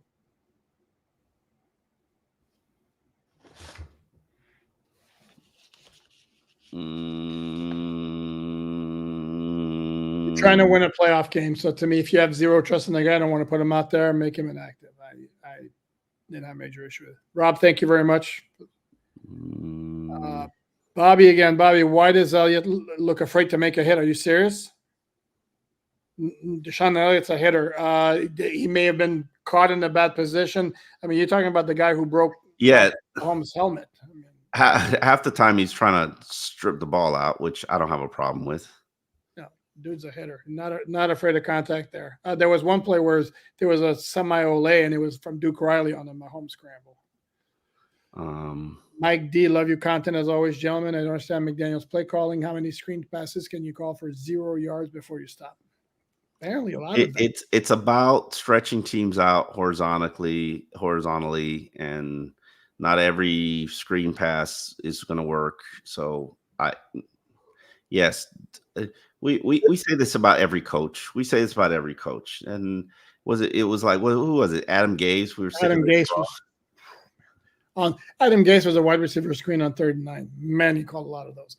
But McDaniel has become, he's become very happy with those. But there were a lot of times during the regular season where I've seen them pick up 3rd and 11s, and it's a quick pass to Waddle, and he just zigzags through traffic, and boom, you got 15 yards. Mm-hmm. Go ahead. Do you think? Diedrich, thank you very much, because he was better than Ryan Tannehill day one. We believed he had it. We have to start believing what we see. Natty Tua was the aberration. Truth is, he's better than Ryan Tannehill and still not good enough. AFC East will celebrate his extension. I can't say a single word to dispute any of that. So I am now beginning to think that the national championship Tua was the aberration. I mean, I don't have any proof that dispels that. Or if this was a case of everything around him was perfect, and he just he led the orchestra with a bunch of fabulous musicians. Okay, I'm not going to argue against that because I don't have any proof to dispel that. Juanito Labito, thank you. Juanito Labito, Canadian fellow. I hope that's your real name. Doesn't sound very Canadian, actually. Although, no, Canada is very multi-ethnic, so I'm just joking. That game was gross, lads. Enjoy some much-needed time off. Yuck. Yeah. Not a ton of time off. It's not going to be quite as crazy hectic as usual, maybe, but we're going to make it to episode 200 and then figure out what we do with life. I have no idea. That's right. I know what I'm doing next weekend now that the Dolphins are not playing. I'm going to Disney World for my son's birthday. Yes, we're going back to Orlando again. I know. How many times would that be? Oh, actually, it's a new year. So this would be time number 1. Yeah. Man, does your family like Disney World? Yep. Matt will probably did you ever get an annual pass? No. I don't. But wouldn't this be cheaper? I don't know. Probably, actually, but I don't think my wife realized she was going to go that often in such a short period of time. Bro, you've been like 5 times in 200 episodes. No, they've been, not me. I mean, they've been 5 times in 200 episodes. I think you would do all right with an annual pass. Just a guess. Yeah, probably too late though. Again, We'll I mean, you're probably going 5 more times next season. No, we're going other places. Okay. We have time. Matto, thank you very much. Probably a ball watcher take, but I got a little jealous watching CJ Stroud slinging all over the field today. Love the stream, guys. You guys would. You guys. Listen, I'm not going to sit here and compare Tua to CJ Stroud. Matt, the dude's a baller. There's no need for comparison. We can just leave Tua out of this conversation and just appreciate the fact. And we're talking about a rookie quarterback here. That dude's a baller. I want to bring this one up. Okay. Because I did tell people, propose your plan. Mike Tomlin and Justin Fields. That excites you? That wets your whistle? Oh, the yawn doesn't. No, that's not. No, Mike Tomlin's a great coach. Mike Tomlin's a hell of a coach. Justin Fields, it doesn't feel that potential. Really? How come he doesn't show that potential in Chicago? Dude, they were playing some really good ball down the stretch. I mean, and again, what's around you? Because this came up with another certain quarterback also because he didn't have the proper support system around him. That situation in Chicago is not necessarily ideal. They were a nasty mess early this season. They got their crap figured out, and down the stretch, they were a pretty decent team. If you say so.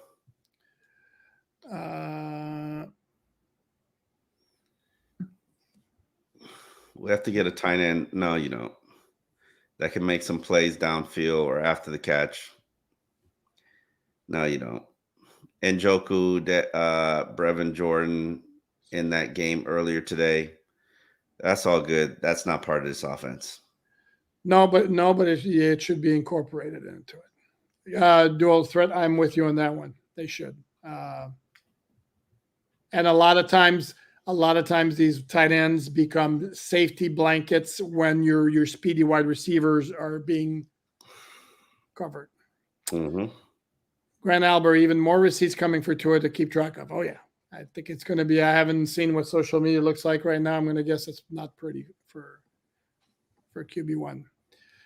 Late play calling. Did McDaniel give up on Tua? Richard, I don't know. I don't think so. Wasn't really aggressive. Oof. Wasn't like they were unloading their bag of plays. Greg Souza says if Josh Allen was our QB tonight, we would have won. Tua can't lead his offense against good team. He can't put up points. Sick of watching him lose. He's only lost 7 times this season in 18 games. Yep. Okay. Not he, but Joshua Allen or Cuba, we would have won. We'll never know.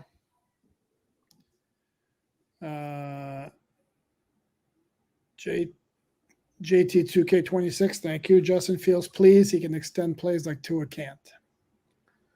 Tua scrambled for first downs today. Twice, yeah.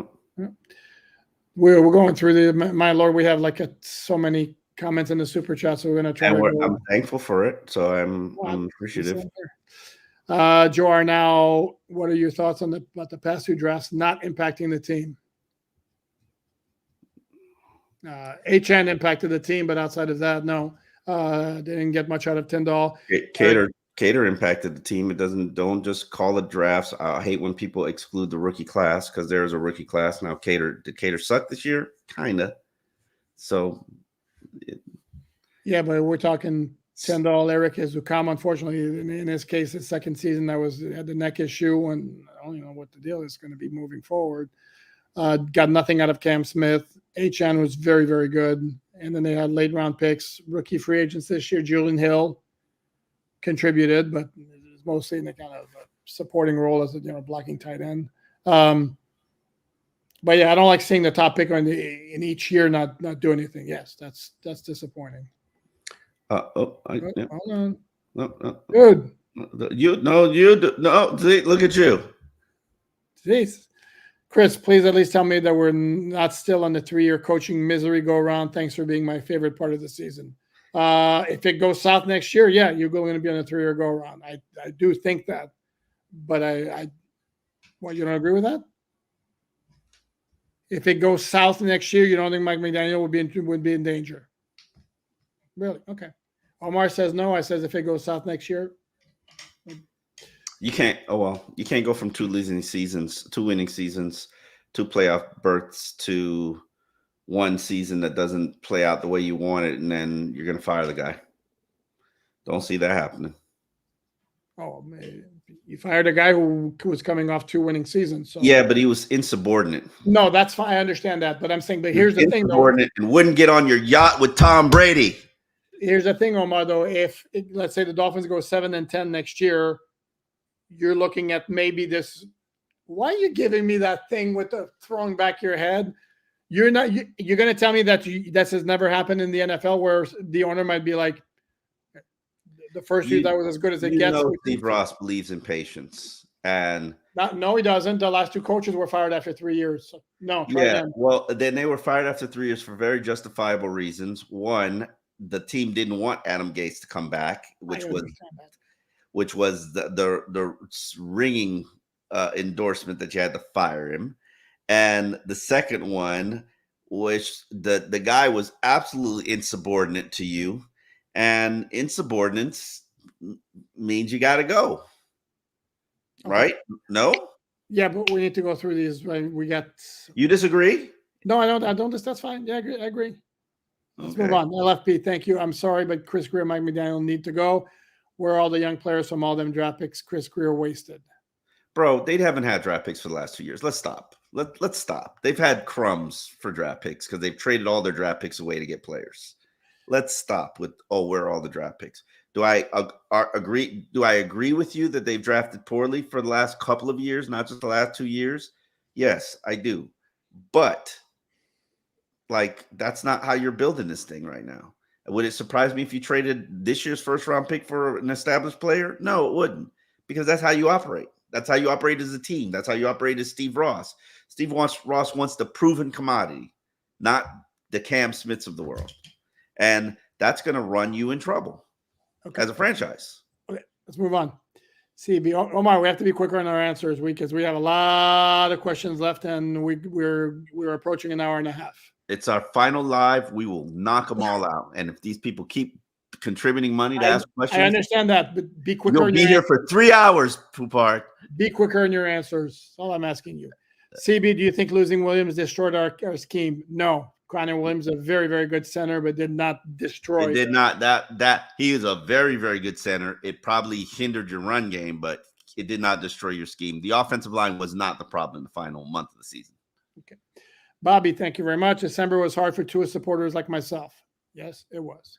Was a very hard month for us, Bobby. Very hard month. He didn't do anything to prove it. Grant Albury, I'm late. Thank you very much, by the way, Grant. I'm late, but Tannehill had a 117 passer rating in 2019 and 106 in 2020, which is higher than Tua has reached. I'm not saying he was better, but let's bring him back to compete with Tua to take the starting job. Okay. Why not? No. Although I'm not against competition. Actually, I think competition is healthy. We know that's not going to happen around. No, we know that. Johnny Pope, thank you. If Ross can get a Carroll, Belichick, Harbaugh, he will. No, that's not accurate. That is absolutely not accurate. Ross would have no interest. Ross has never hired an established coach. Ross believes in hiring. Yeah, but there was a story that he wanted to go after Belichick way back when. It wasn't him. Sorry, it would have been Huizinga, maybe. Yeah. Maybe, yeah. No, that ain't Ross. Corey Dupree, thank you. This is for you, I guess. Omar, I'm shocked and disappointed. You, of all people, is making excuses. Thank you. I am not making excuses. I am telling. I'm a realist, and I told you people 3 weeks ago, you're not a Super Bowl contending team anymore. If you get and did I tell you you're going to win a playoff game this week? Nope. Did I tell you you're going to beat Buffalo? Nope. I'm sorry. I can look at that team and see that they don't have talent anymore. Mahomes beat us with Kelsey and a bag of peanuts. No, he had a And running game a too. rookie wide receiver who had a hell of a game. And a running game too. Okay. Fritz Frank, thank you. Fritz. I'm not saying it would have made any difference, but the ref that called roughing for Mahomes on 320 at 19-7 should never ref a game. For the record, I have Dolphins PTSD, and your show makes me happy. No, Fritz. Come on. Hey, That was also, a dumb is that the ass same ref play. who blew the clear defensive holding on Brandon Jones on the third down incompletion in the first half? Listen, that was a dumb Christian Wilkins play. And it was holding there. Houston. Jones, Houston was getting held, but on that play too, yeah. But it is what it is. Christian should have never touched the quarterback. Christian knows better. Yeah. And they weren't scoring more than 7 points anyway. So Haitian Trucker, thank you. Thanks for the great content, guys. Felt last year's defense was more aggressive with less. Also, is Cam Smith Noah reincarnated? Dude can't sniff the field.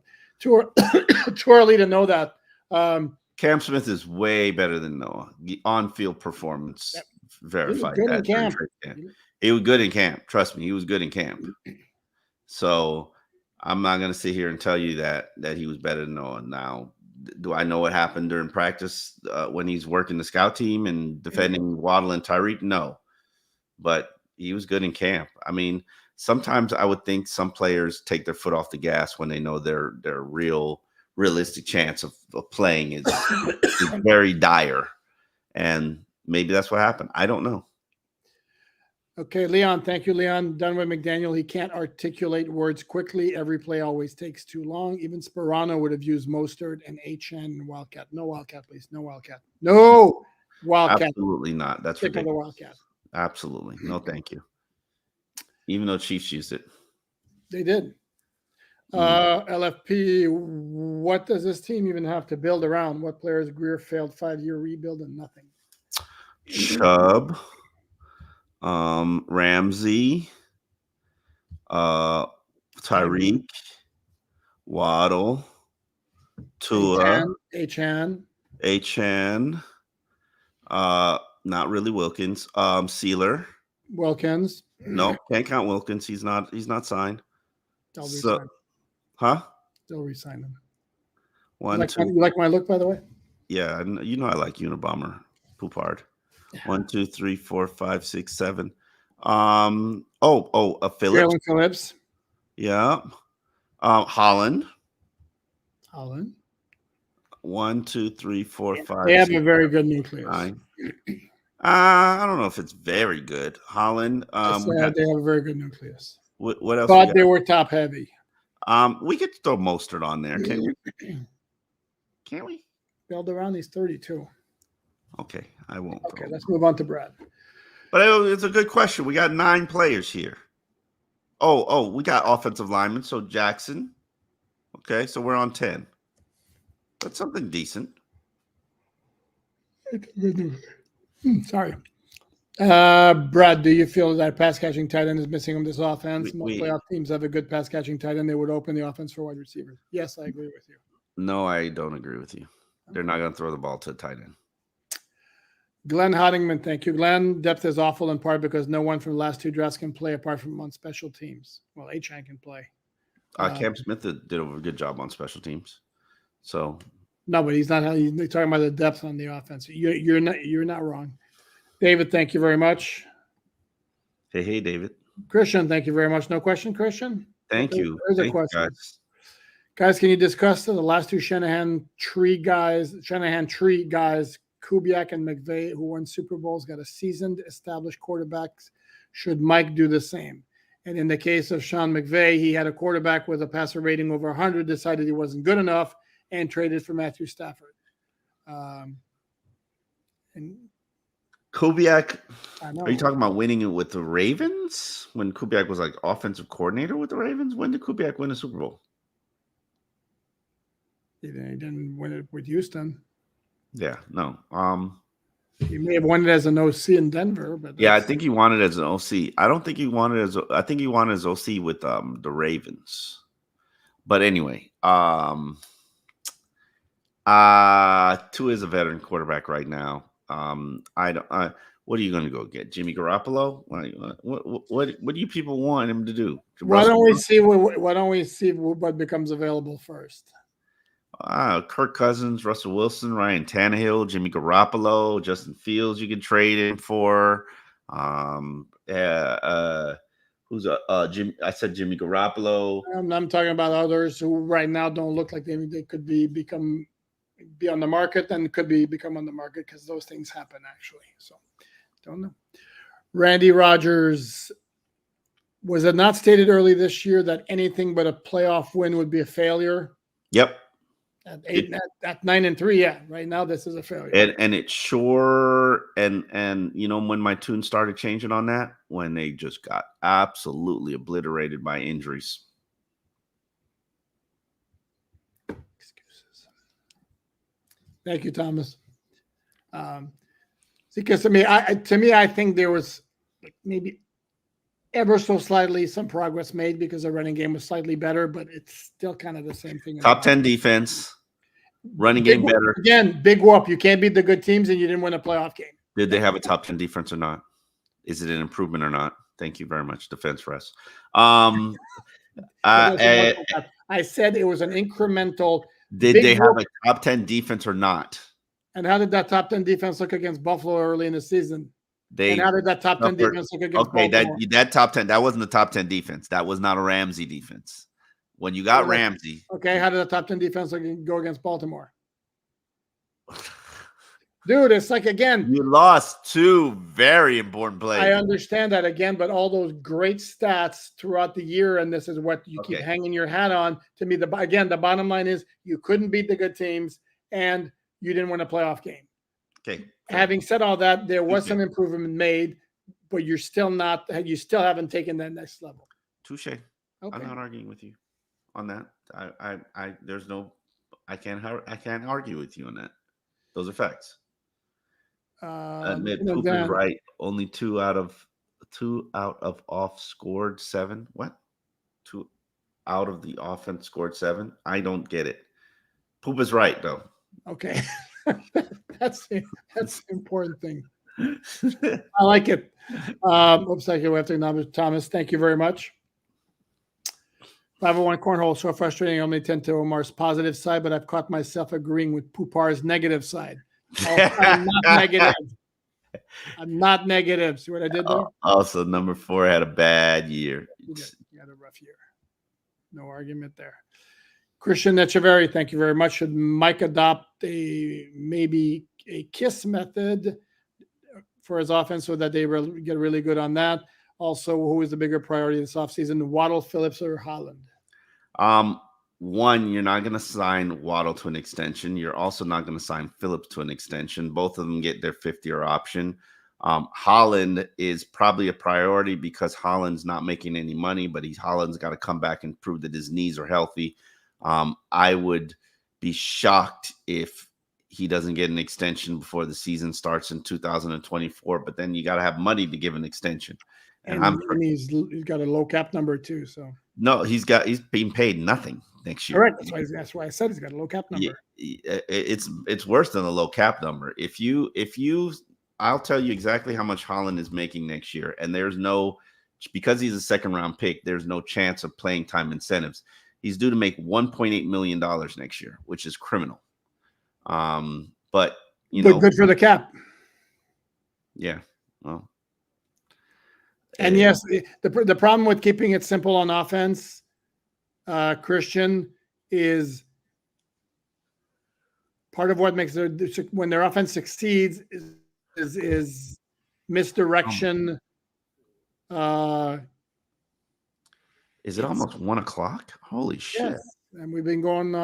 That's why I keep asking you to answer these questions. All right, well, you're over here rambling now. Oh, yeah.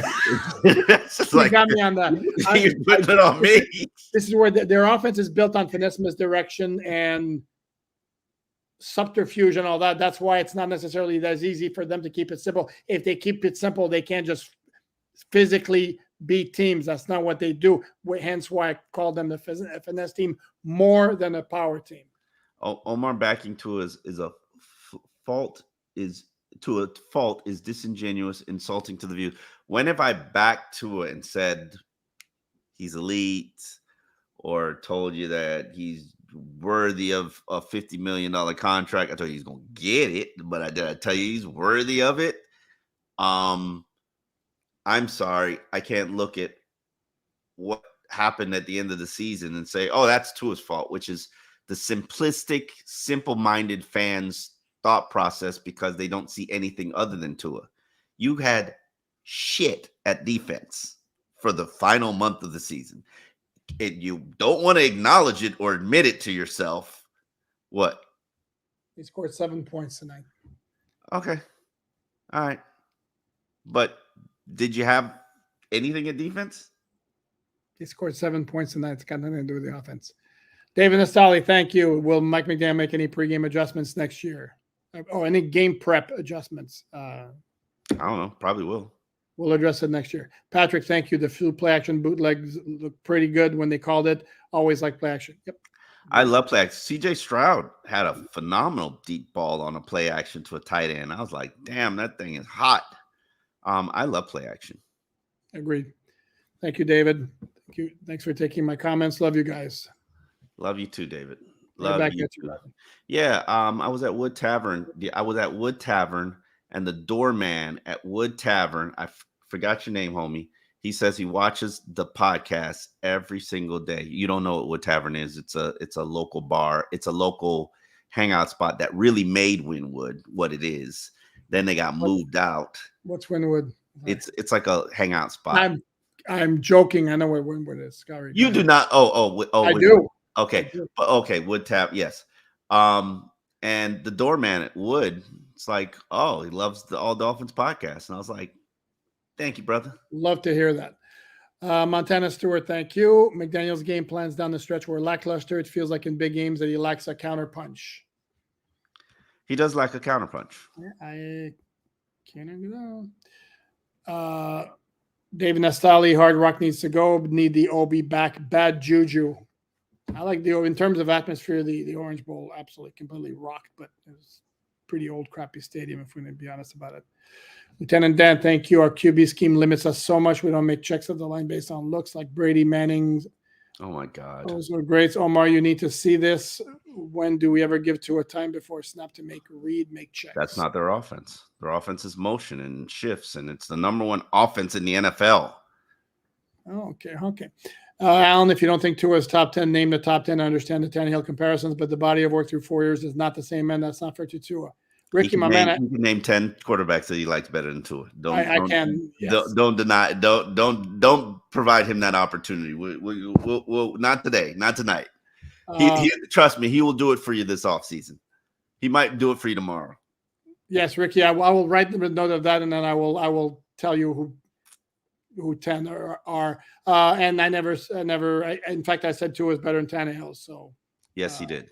And by the Tannehill comparison is strictly in terms of hanging on to a quarterback longer than you should, because you always have that hope that his game's going to get to another level when it doesn't. That's a Tannehill comparison. Hold on. We got to take care of our. Wow. Thank you, Chris. Appreciate you, man. Wow. Yep. Thank you very much, Chris. Your wife watches too, Chris? That's dope. Very nice. I like it. Yeah. Chris and Mrs. Chris. Thank you. William Carr, Mike St. Still, Michigan. Oh, yeah, no, that's the guy who got the game-clinching INT in the national championship game. Michigan slot cornerback, replaced Cater now. I'd have to check up more on him, but it's a name we'll remember. Buddy Dana, hey, Dana. Name one game-changing play X made all year. Omar, sorry, Pupar, not disqualifying Omar is championing this mediocre player. Wow, I'm championing a mediocre player. No, I think X is a upper echelon cornerback still. If you disagree, cool. Enjoy Eli Apple. He's paid better than Eli Apple. He was good in coverage, even though I think you're right in terms of game changing play though. Johnny Pope will always be a tragedy. Lamar isn't a Dolphin. Preaching to the choir. I was like. Before that 2018, they weren't going to do that. I know, but I was still like, please, Lamar. I love Lamar coming out of college. Lieutenant Only Dan time again. you've not been an arm queen. Sorry? That's the only quarterback you're not an arm queen about. Oh, he's got a very good arm. What are you talking about? That wasn't what was said in the draft process. So I don't give a crap what was said in the draft. I saw him play at Louisville, and that guy's got an arm. Lieutenant Dan and Omar, do you see the audible pre-snap by Tua? Maybe a handful of times, like one TD go route Hill, but he does not. How do we keep going on this? Like, bro, y'all shut up about this audible crap. They're the number one offense in the NFL. They were number 6 last year. Let it go. Like, let it go. No, I'm mostly just pissed I had to pay Peacock $5.95 to watch this game. But you also got, if you got on for how long you got it for, but Ted, the TV series Ted is coming, and that looks like it's hilarious. The talking teddy bear. Hold on. Oh, okay. Where are they going here?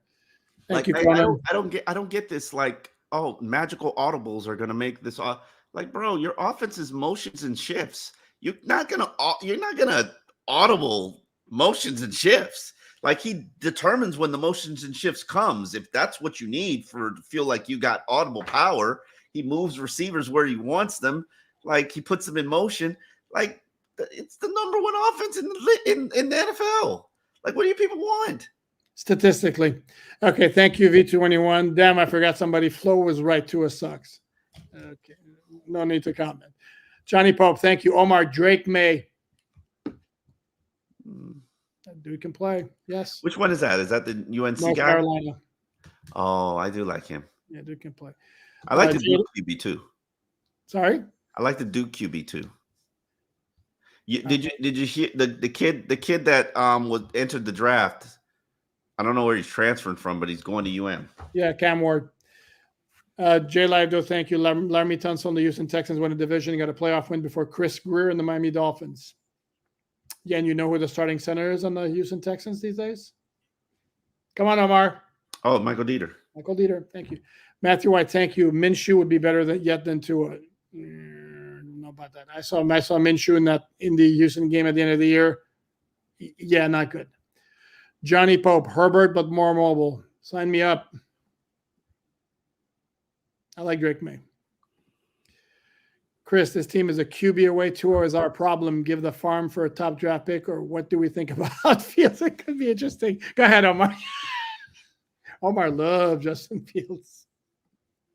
Let's do it, folks. I'm tired of it. Let's do it. Let's just John Malakaj. Thank you very much. Thank you very much. Kevin Fisher, thank you. Appreciate the content all season, gentlemen. Excited to dive into the offseason with you and watch the channel continue to grow. To all the fans in the comments, please go like the video. Thank you, guys. Thank you very much, Kevin. Please appreciate you if you like the video. All 1,091 of you guys that are watching right now, let's like the video because it's important because it helps our algorithm, helps us stay up in your views.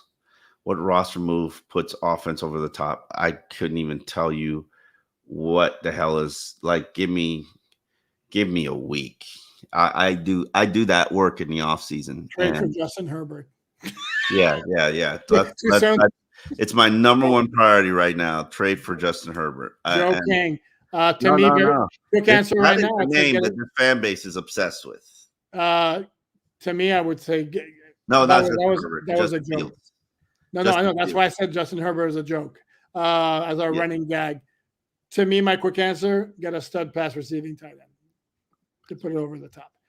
Devin Barry, thank you very much, Devin. You know nobody's playing over Durham's Mike. Come on now. Randy, thank you. With upcoming free agency, do either of you believe we'll be as good next year? I don't know. Depends on how. We discuss this after we see what personnel changes are made. And also know they're going to start the season likely without Chubb and Phillips and Phillips, maybe. I don't know. Van Ginkel should be back. Okay, well, Chubb and Phillips definitely though would be question marks. Devin Barry, this would be more a question for Omar. I think. How do you guys think the players feel about Tua? I think they. What's that question for me? Because I think you're more in tune with all the players. I think they generally like him, and if they didn't, they wouldn't certainly wouldn't say anything. They like him. They believe in him more than they believed in any quarterback that I've ever covered, except for probably Chad Pennington. They don't have an issue. Would be Marino for me. Yeah, I didn't cover Marino. I did, but I didn't. This should be the petty podcast. You two bicker too much. No, we don't. I think we bicker just the right amount, sir. I know. Just because Omar's always wrong, it's not my fault. And no, you believe that too.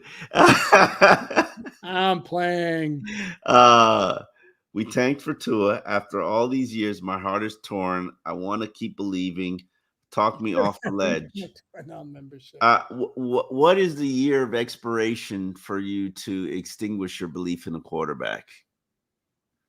That's a very, very good question. To me, after 4 years, it's pretty much it is what it is. Should I renew my Tuanon membership? Yeah, why not renew it for 1 more year? There you go. Johnny Pope, thank you. Love McDaniel, but it's a business, dude. If you can get Vrabel, you do it. He almost got Tannehill to the Super Bowl. Thought you loved physical teams. Oh, I do. I absolutely do. I just don't. That maybe that was a physical team based on the way that they were built, not necessarily who coached them. I don't know. I don't know if Mike Vrabel can put together a staff or like. I'm sorry. There's no. I can't sit here and say that, oh, I'm going to throw away the coach who runs the number one offense in the NFL and one of the best defensive coordinators in the league because I want Mike Vrabel and not know what the hell Mike Vrabel is going to bring to the equation. Like, if this was Mike Tomlin out there, I'd say screw everything. Let's get him. True or false? Mike Vrabel, the top 5 coach in the NFL. False. Name 5 better. That are employed presently now. I'll spot you 2 immediately to make it easy on you. Mike Tomlin and Andy Reid. Oh yeah, Mike Tomlin and Andy Reid. I'm still going with Sean Payton. He's up there. Body of work. I mean, you can give me Belichick, even though I don't really like Belichick. I mean, he is kind of the greatest coach of all time. Kind of. Okay. And where do you put McDaniel? Oh, and McVay. See, there I'm at 5. Okay. I'm at 5. I happen to think Mike Vrabel is a very, very good. He's up there. I'm not gonna say he's better than Mike McDaniel, but he's up there. I totally have respect for Vrabel. I don't have a problem. Robert Cardoza, thank you. I'm sad that we lost, but also kind of relieved that it's over. After major injuries, I had very little faith they would do anything in the postseason. Because you listen, Robert. That's because you listen. Nuclear Nick, thank you very much. Just got back from the game, currently thawing out. Stoked the broadcast captured my sign, freezing my fins off. That's funny. Thank you. Thanks for all the hard work this season. Hope to see you guys over the offseason and beyond. Nuclear Nick. So was it as cold, Nick? Nuclear Nick, if you're still on, was it as cold as they said it was going to be? Because I have no idea what that experience would be like. And I'm going to ask you a favor also, Nuclear Nick. Can you put in the comments when in the broadcast they showed you capture with your sign, because I'm going to rewatch the game at some point and I want to be able to spot you there. And by the way, thank you very much and for the very contribution. Oh, Devin, thank you, Alan. Please explain to me why CJ Stroud as a rookie in a worse organization with a terrible supporting cast is already better than 4th-year Tua. Yeah, Alan, please explain that. More physically gifted. He's bigger, stronger. He's got a better arm. Can run. Yeah. Okay. But right now, I don't know that it's a worse organization because that dude can coach. DeMeco Ryan. Want to talk about good coaches? DeMeco Ryans too. They tanked for 2 years and they turned it around and they got a playoff win. Miami hasn't done that, so they've rebuilt faster and better than Miami has. Matt Miller, Tua big weaknesses have gotten worse this season. Big weaknesses have gotten worse. I don't know. Bobby Omar, you are right. 11-6 against weak teams. I think Omar said that. I'm the one who said that. Yeah. That's my line. Yeah. Give Poop credit. 11-6 is 11-6. I don't believe there's a thing as week to anybody could get you on any given Sunday. Tennessee proved that. You did it. You did it. Correct. And where the Dolphins have been very good the last 2 years is handling inferior teams, which leads us to this question from Kevin K. Dav. What needs to happen for Tua in the offseason to dominate a good defense next season? I'm not sure he can. That's my concern. I'm not sure that he can. I just don't know that he's got the physical gifts to be able to do that. Holy crap. What? I'm looking where we are and how many more questions we have. I know. That's why we're trying to go fast. Leo T, thank you very much. Thanks for the excellent coverage this year, gentlemen. Do you sell your soul if the Georgia tight end drops slightly? Need good receivers outside of wide receiver 1 and 2. I would never sell my soul for a tight end. And in fact, especially after what's happened with Kyle Pitts, who coming out of Florida was like, and he hasn't blown up. Then again, you could probably go trade for him right now. Hmm? I said you probably go trade for Kyle Pitts right now. Get him for a pack of nickels. Because he's gonna be a first 5th-year option. And new regime. Anyway, I listen, they love Durham Smythe and they love Julian Hill. They're not touching tight end. So sorry, folks. It's not happening. I think they should. Johnny Pope, thank you, Johnny. Trade picks and a couple of contracts for Drake May. Need to fix cap. Justin Herbert, Josh Allen type. Hire Vrabel or keep McDaniel either way. My God. Is this really what we're doing? Is this where the fan base is? We need to fire Mike McDaniel after 11-6 season because we want Mike Vrabel? Like, really? This is like the 5th time we've heard this now. Brandon G, thank you. Next year, playoff winner bust for Tua McDaniel. Sure. Let's hope half the roster isn't injured. Chris Lemons, thank you. Big Bad Max would be cool it would be cool if you were both live together for an episode. Hell no. Yeah. No, just kidding. You and I, if we were together for an episode. What, aren't we together now? I don't understand. I think they mean like in the same place, but I don't know how the camera works. I don't know, and I don't know how that's different than I'm going to reach out and give him a hug. Yeah, no. Nick talks Batman. The key to Miami's success is Durag to his return. There you go. But this time gold teeth. Then Miami will get their 3rd Super Bowl victory. Woo! Ric Flair. Very well done. Durag too. Yep, that's the answer. Chris, thanks. You want to read those? I mean, I've been reading. How do you think consecutive season collapse? You know, I hate reading. Collapses after the collapses affect the timing of cap held credit card payments.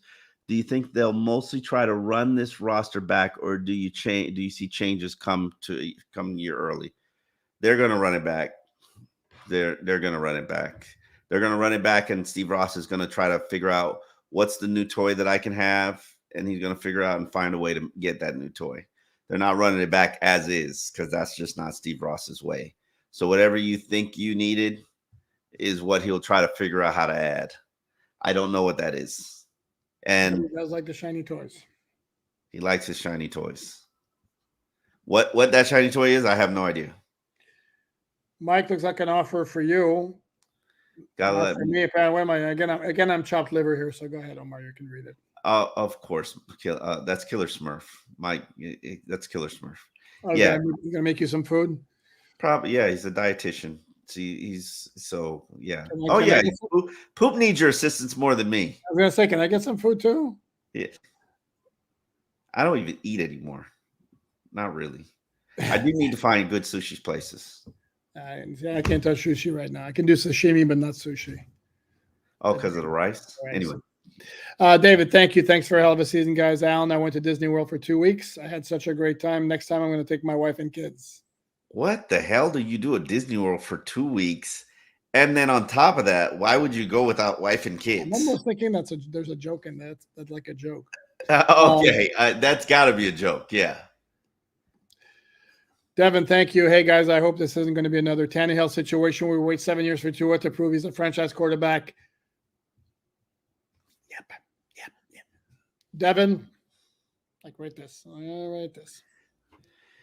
It is absolutely going to be another Tannehill situation. And I think, unlike Tannehill, he deserves the patience. I said it. Okay, Daniel Shapiro. Mentioned special plays earlier this season. Do tell. No special plays. It's just pistol, I formation, packages, RPO stuff. They use some of that stuff against Bills and some of that stuff against the Ravens. It was really Mike McDaniel's I'm gonna break in case of emergency stuff, and he didn't really like it. I liked it better than he liked it. So but I don't coach the number one offense in the NFL.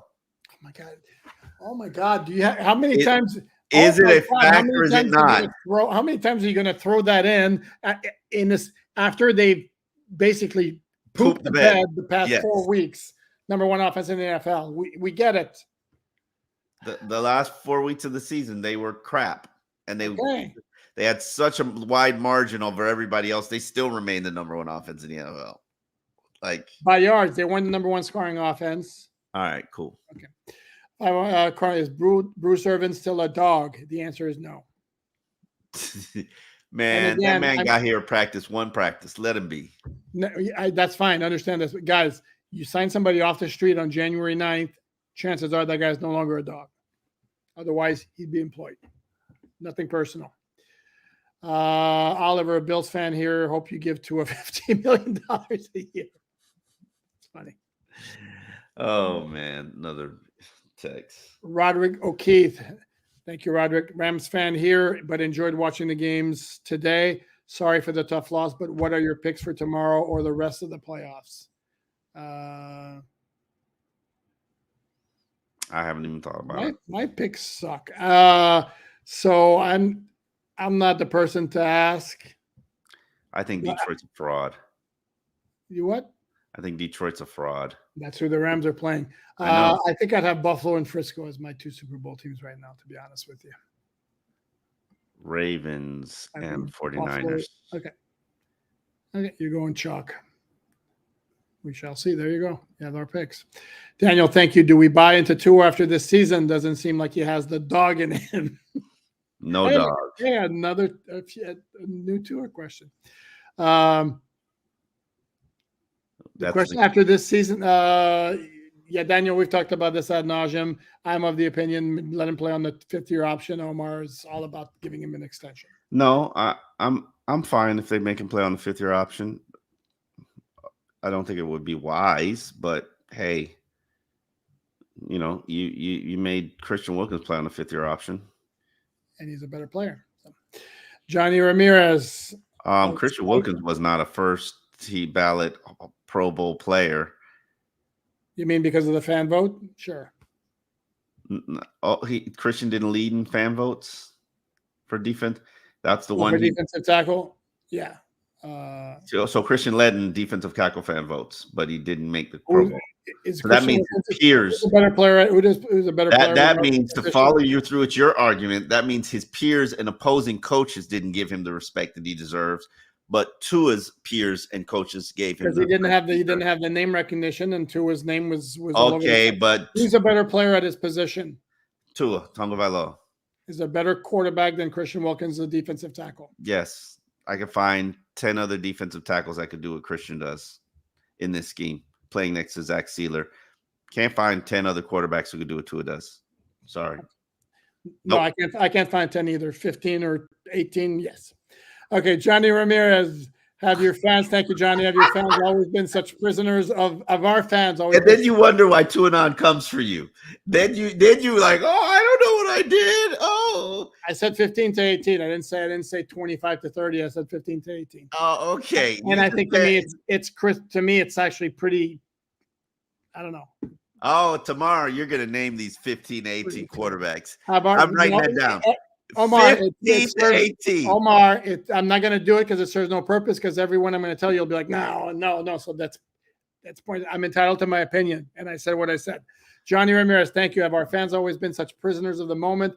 I never remember Dolphins discourse being this bad. Yes, yeah. Fans are prisoners of the moment without question. Absolutely, no question about it. Corey, Fangio, old school, stubborn, and McDaniel, new school, out of the box thinking are not cultural or philosophical matches. Fangio needs to go. No. If Fangio decides he wants to go, he will go. But he's not wrong. He's not wrong in the sense. Why can't the marriage of the two work? Because maybe sometimes they need to be more aligned than they actually would be. Maro, thank you. Tua plus McDaniel equals Andy Reid plus Alex Smith. Get Justin Fields. Who said Justin Fields is good? Like, when did Justin Fields get good? What did I miss here? Continue. All you're going to do, but all you're going to do is look at stats, and stats don't tell the whole story. Because I can see you right now. You're just looking at the stats. Juan Castillo, thank you, Juan. Face reality, unfortunately, PUA not the answer. Justin Fields is 10-28 as an NFL starting quarterback. One loss, not a quarterback stat. One loss, a quarterback stat. It's not. He's thrown 40 touchdowns and 30 interceptions. Yes, I'm looking at stats. He has a how many times have you seen him play? You're not in a position to make maybe three. I'm not a fan of him from college. I don't think he's a very good quarterback. He's barely completing 60% of his passes in his career. Like, I get it. He's an athletic quarterback and can run every once in a while. But I'm sorry, I don't like athletic quarterbacks. Okay, Omar, we're going on 2 hours here. Let's wrap up. Yes. Nearly 1:30 a.m. Face reality, unfortunately, Pua not the answer. Head coach still questionable. Jay Harbaugh available and an obvious upgrade. I don't want to you fans know they're not dealing with Harbaugh. He's not coming here. Okay. Jonathan Lopez, another year of Tua or Justin Fields, which is more interesting. Please explain. Omar will tell you no on Justin Fields. Again, for the type of offense that they have built. Would you do that? No, not for the type of offense they've built, they'll build a new offense for Fields. Do you want the trade? Do you want to swap? I'd have to check his film a lot more. I don't think it's as slam dunk as you think it is. I'd have to look at his film a bit more. Chris, thank you. Tua is our problem. He is a number 2. I want Fields. McDaniels is a genius. Wow. Skylar Thompson looked better in Buffalo than Tua today. I need to know which podcaster or chat room is on this Justin Fields campaign, because somebody has clearly poisoned you fans to thinking Justin Fields is good, because he's not. He's not. Like, if he was good, you'd think Chicago would be having a fire sale with him. They are. If they are, it's because they have the number 1 overall pick, and they can get Caleb Williams, who might be generational, whereas Justin Fields might be a good. Caleb Williams ain't generational. Okay. Let's keep moving on. Thank you guys again for making it an informed, entertaining season. Lots of love to all the Fins fans. Remember how low the bar was not so long ago, but needless to say, lots more work to do. Absolutely. I don't have a clue where that work begins, but there's a lot of work to do. Sean Lucas, love the daily podcast. Please, McDaniel, stop with these screens for next year. Amen. Connor Williams is another guy who I don't even know what you do with that. Thank you, Dolphin Highlights. Number 1 offense the last month of the season. Thank you. John Wayne, thanks, John. The game was lost when McDaniel chose to go for it midfield down 13-7 with 3 minutes to go. Punt the ball, get a stop, and possibly get a field goal. Instead, that's exactly what Casey does to us. Down 16-7 at the half. Stupid.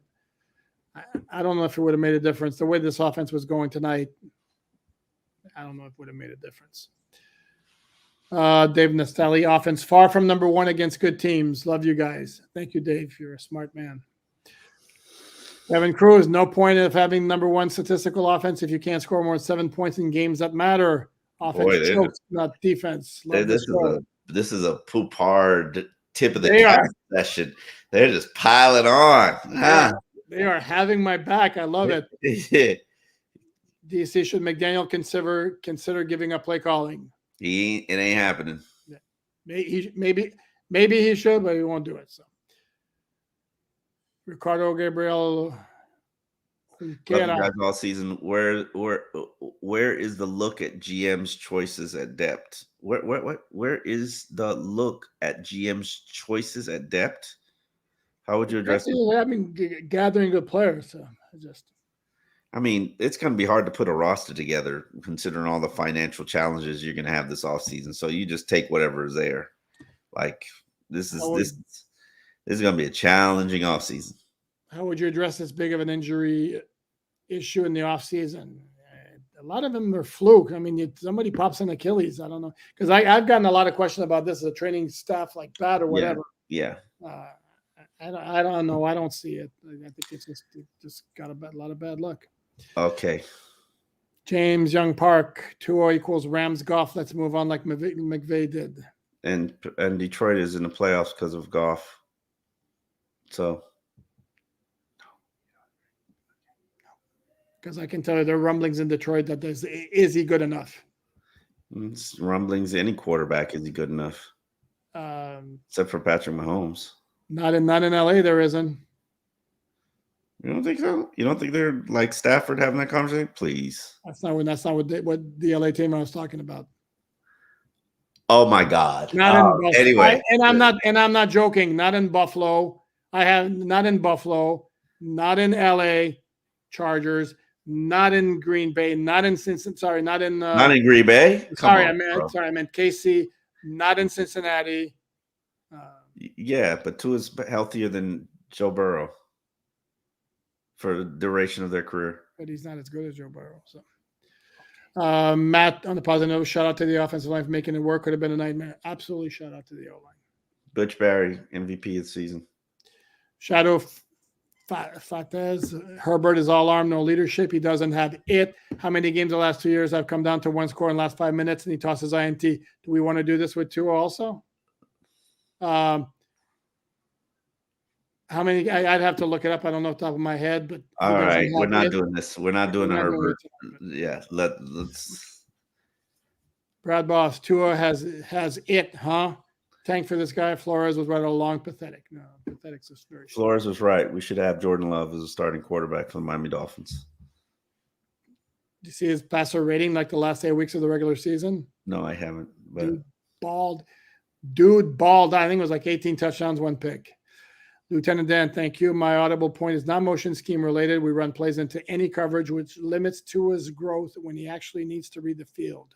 There's nobody in the NFL that reads the field better than Tua. Stop.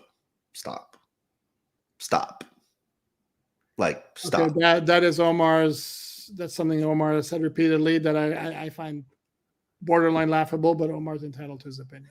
You think who reads the field better? I'm not going there. Oh, is it Justin Herbert? Mahomes reads the field better than him. Joe Burrow reads the field better than him. I mean, come on, bro. Seriously. I agree with you on a lot of those. Mahomes admitted he won the championship without knowing how to read the field, learning how to read the defense.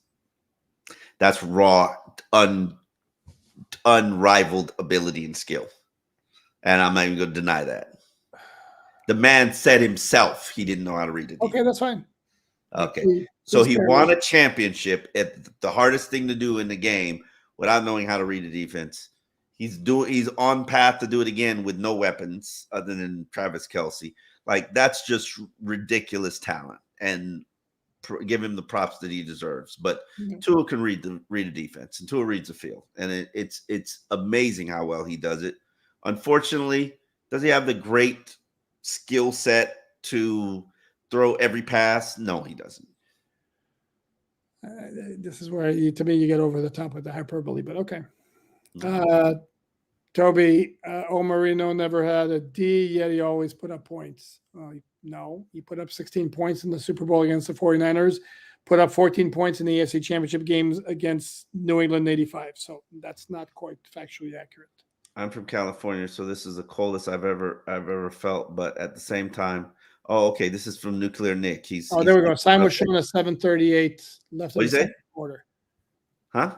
Sign was shown at 7:38 left in the second quarter. Okay, it wasn't as bad as people made it out to seem. Oh, that's interesting. I'm okay. He's cold as he's ever been, but it wasn't as bad as people made it out to seem. Okay, cool. Okay, that's for you.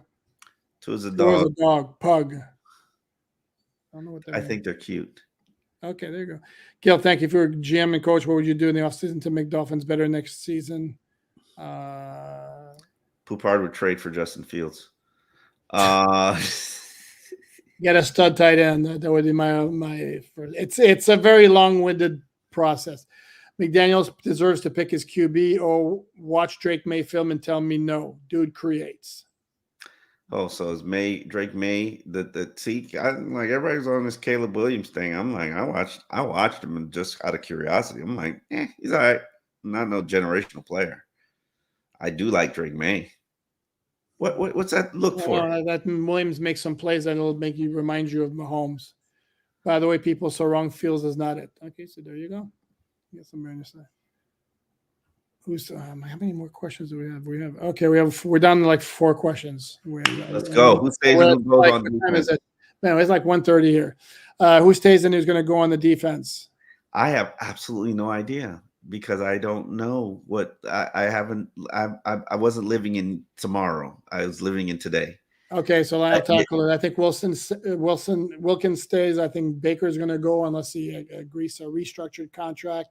I think X probably a little bit on the lower side of 50-50 that he's back.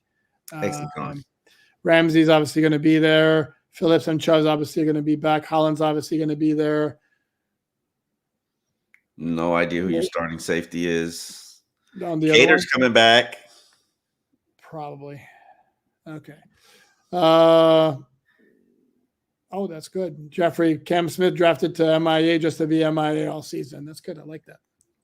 He played on special teams, so he wasn't MIA. Okay. Kyle, being a Dolphins is miserable, but I look forward to listening to you guys every day. Thank you for the work you do. No, thank you. When you take a step back and you walk away from this season, you're going to realize this was a good season and probably one of the best that you've had in the Dolphins franchise history. When you take a step back, do you like how it ended? No, but one of the best. Yeah, one of the best. Was it not one of the best without a playoff win? I mean, again, for us like me who are older and remember like going to the AFC Championship game or the Super Bowl, winning the Super Bowl. A 30-year-old Dolphin fan. This is no correct. No, this was the most fun, most memorable season probably since 2000. 2000, yeah. Mm-hmm. Yeah, which was the last time they won a playoff game. And we have reached our last question here. No, we got another one that came in. Tua reads the field great pre-snap, but post-snap, no. Totally disagree with you, folks. And poop parties. Full of it. There. Last season, next season, see the wizard for a heart. Oh, wow. Tua has no heart. That's harsh. Yeah, that's harsh. Man, we're ending on a bad note. That's a little harsh. Yeah. Let's end on this note and reiterate the point that disappointing finish of the season, disappointing loss in the playoffs, but it was not only a memorable season, it was a fun season. I mean, they did some things that were like crazy. That 17-20 game, still completely crazy. And they put themselves in a position to have like everything, the number 1 seed in the AFC. Unfortunately, they weren't able to come through, but it wasn't like, again, for Dolphin fans who feel bad, you could be Jets fans. Very valid point. Could be also Charger fans. That's true. That is true. It could be Bengals fans. Ultimately, I like a lot of the growth that I've seen, especially from the offensive line. Raheem Mostert balled out. You got a young, promising back in Achane. Offensively, what I've loved to seen everybody healthy and seen what they were going to be capable of. Yes, that's not an excuse for what happened. Do I have more questions than I have answers about Tua? Yes, absolutely. But I still believe that he's going to be a good quarterback. Is he going to be elite? I don't know. He's Matt Ryan right now. And do I want to be the Falcons for another decade? I don't know. I got to figure that out. Defensively, I think they did the best that they could with what they had to work with, which I did not believe was much after a certain point. So hopefully next year you have better than Eli Apple and Deshaun Elliott and Brandon Jones and Duke Riley on the field for you at the end of the season. Harsh. It wasn't good enough. None of it. And you got to lick your wounds, grow from it, learn from it, and get better. And, that's what this team has done, and they've shown you that. And it's going to be a challenging offseason. We're going to be here all offseason, breaking it down, trying to figure it out. Offseason is one of my favorite times of the year where I start to dive into the cap situation and free agency and figuring out how do you build this thing back. And trust me, this is going to be one hell of a challenge for Brandon Shure, because those contracts are that what are they over the cap now? Let me 43 million. Yeah, man, that's a lot of work, brother. Mm-hmm. That's a lot of work. 41 million. Bills are 43 million over the cap. I didn't know that. Yep. Your Chargers are 45 million over the cap. And of course, the Saints are 82 million. What did you call them? The Chargers. Jeez. The Chargers, the Justin Fields Chargers, 45 million over the cap. They're just in a complete gonna rebuild. And then the Saints are, of course, 82 million over the cap. That's nothing unorthodox for them. They're always on who got coins. So it'll be interesting to see that this is just merely going to require Steve Ross to write some big fat checks. I expect Tyreek Hill to get a contract extension and probably a $20 million signing bonus, just to buy you some cap relief. But Steve Ross can do it, and he's not worried about it. Three quick ones before you got more. Wrap it up. Yes. It's Legend 23 says you give to why give to a 50-year option? No, give to a 50-year option on and hope we stay healthy. Johnny Pope says most exciting season since Wildcat. Okay. And Shadow Fatez, people hit the like button before it's done. Absolutely. Yes. And Omar, sign us off. Thank you, folks. We appreciate your time. We appreciate you being here. We appreciate you watching. You know how to find all our work, alldolphins.com, for free, no subscription, no paywall. And we will see you tomorrow. We're gonna shoot tomorrow? Okay, we'll do a shoot tomorrow. Why not? You're not tired of seeing me for the last 2 hours and 16 minutes of your life? Never. I can never get enough Omar. All right. Appreciate you folks. See you later.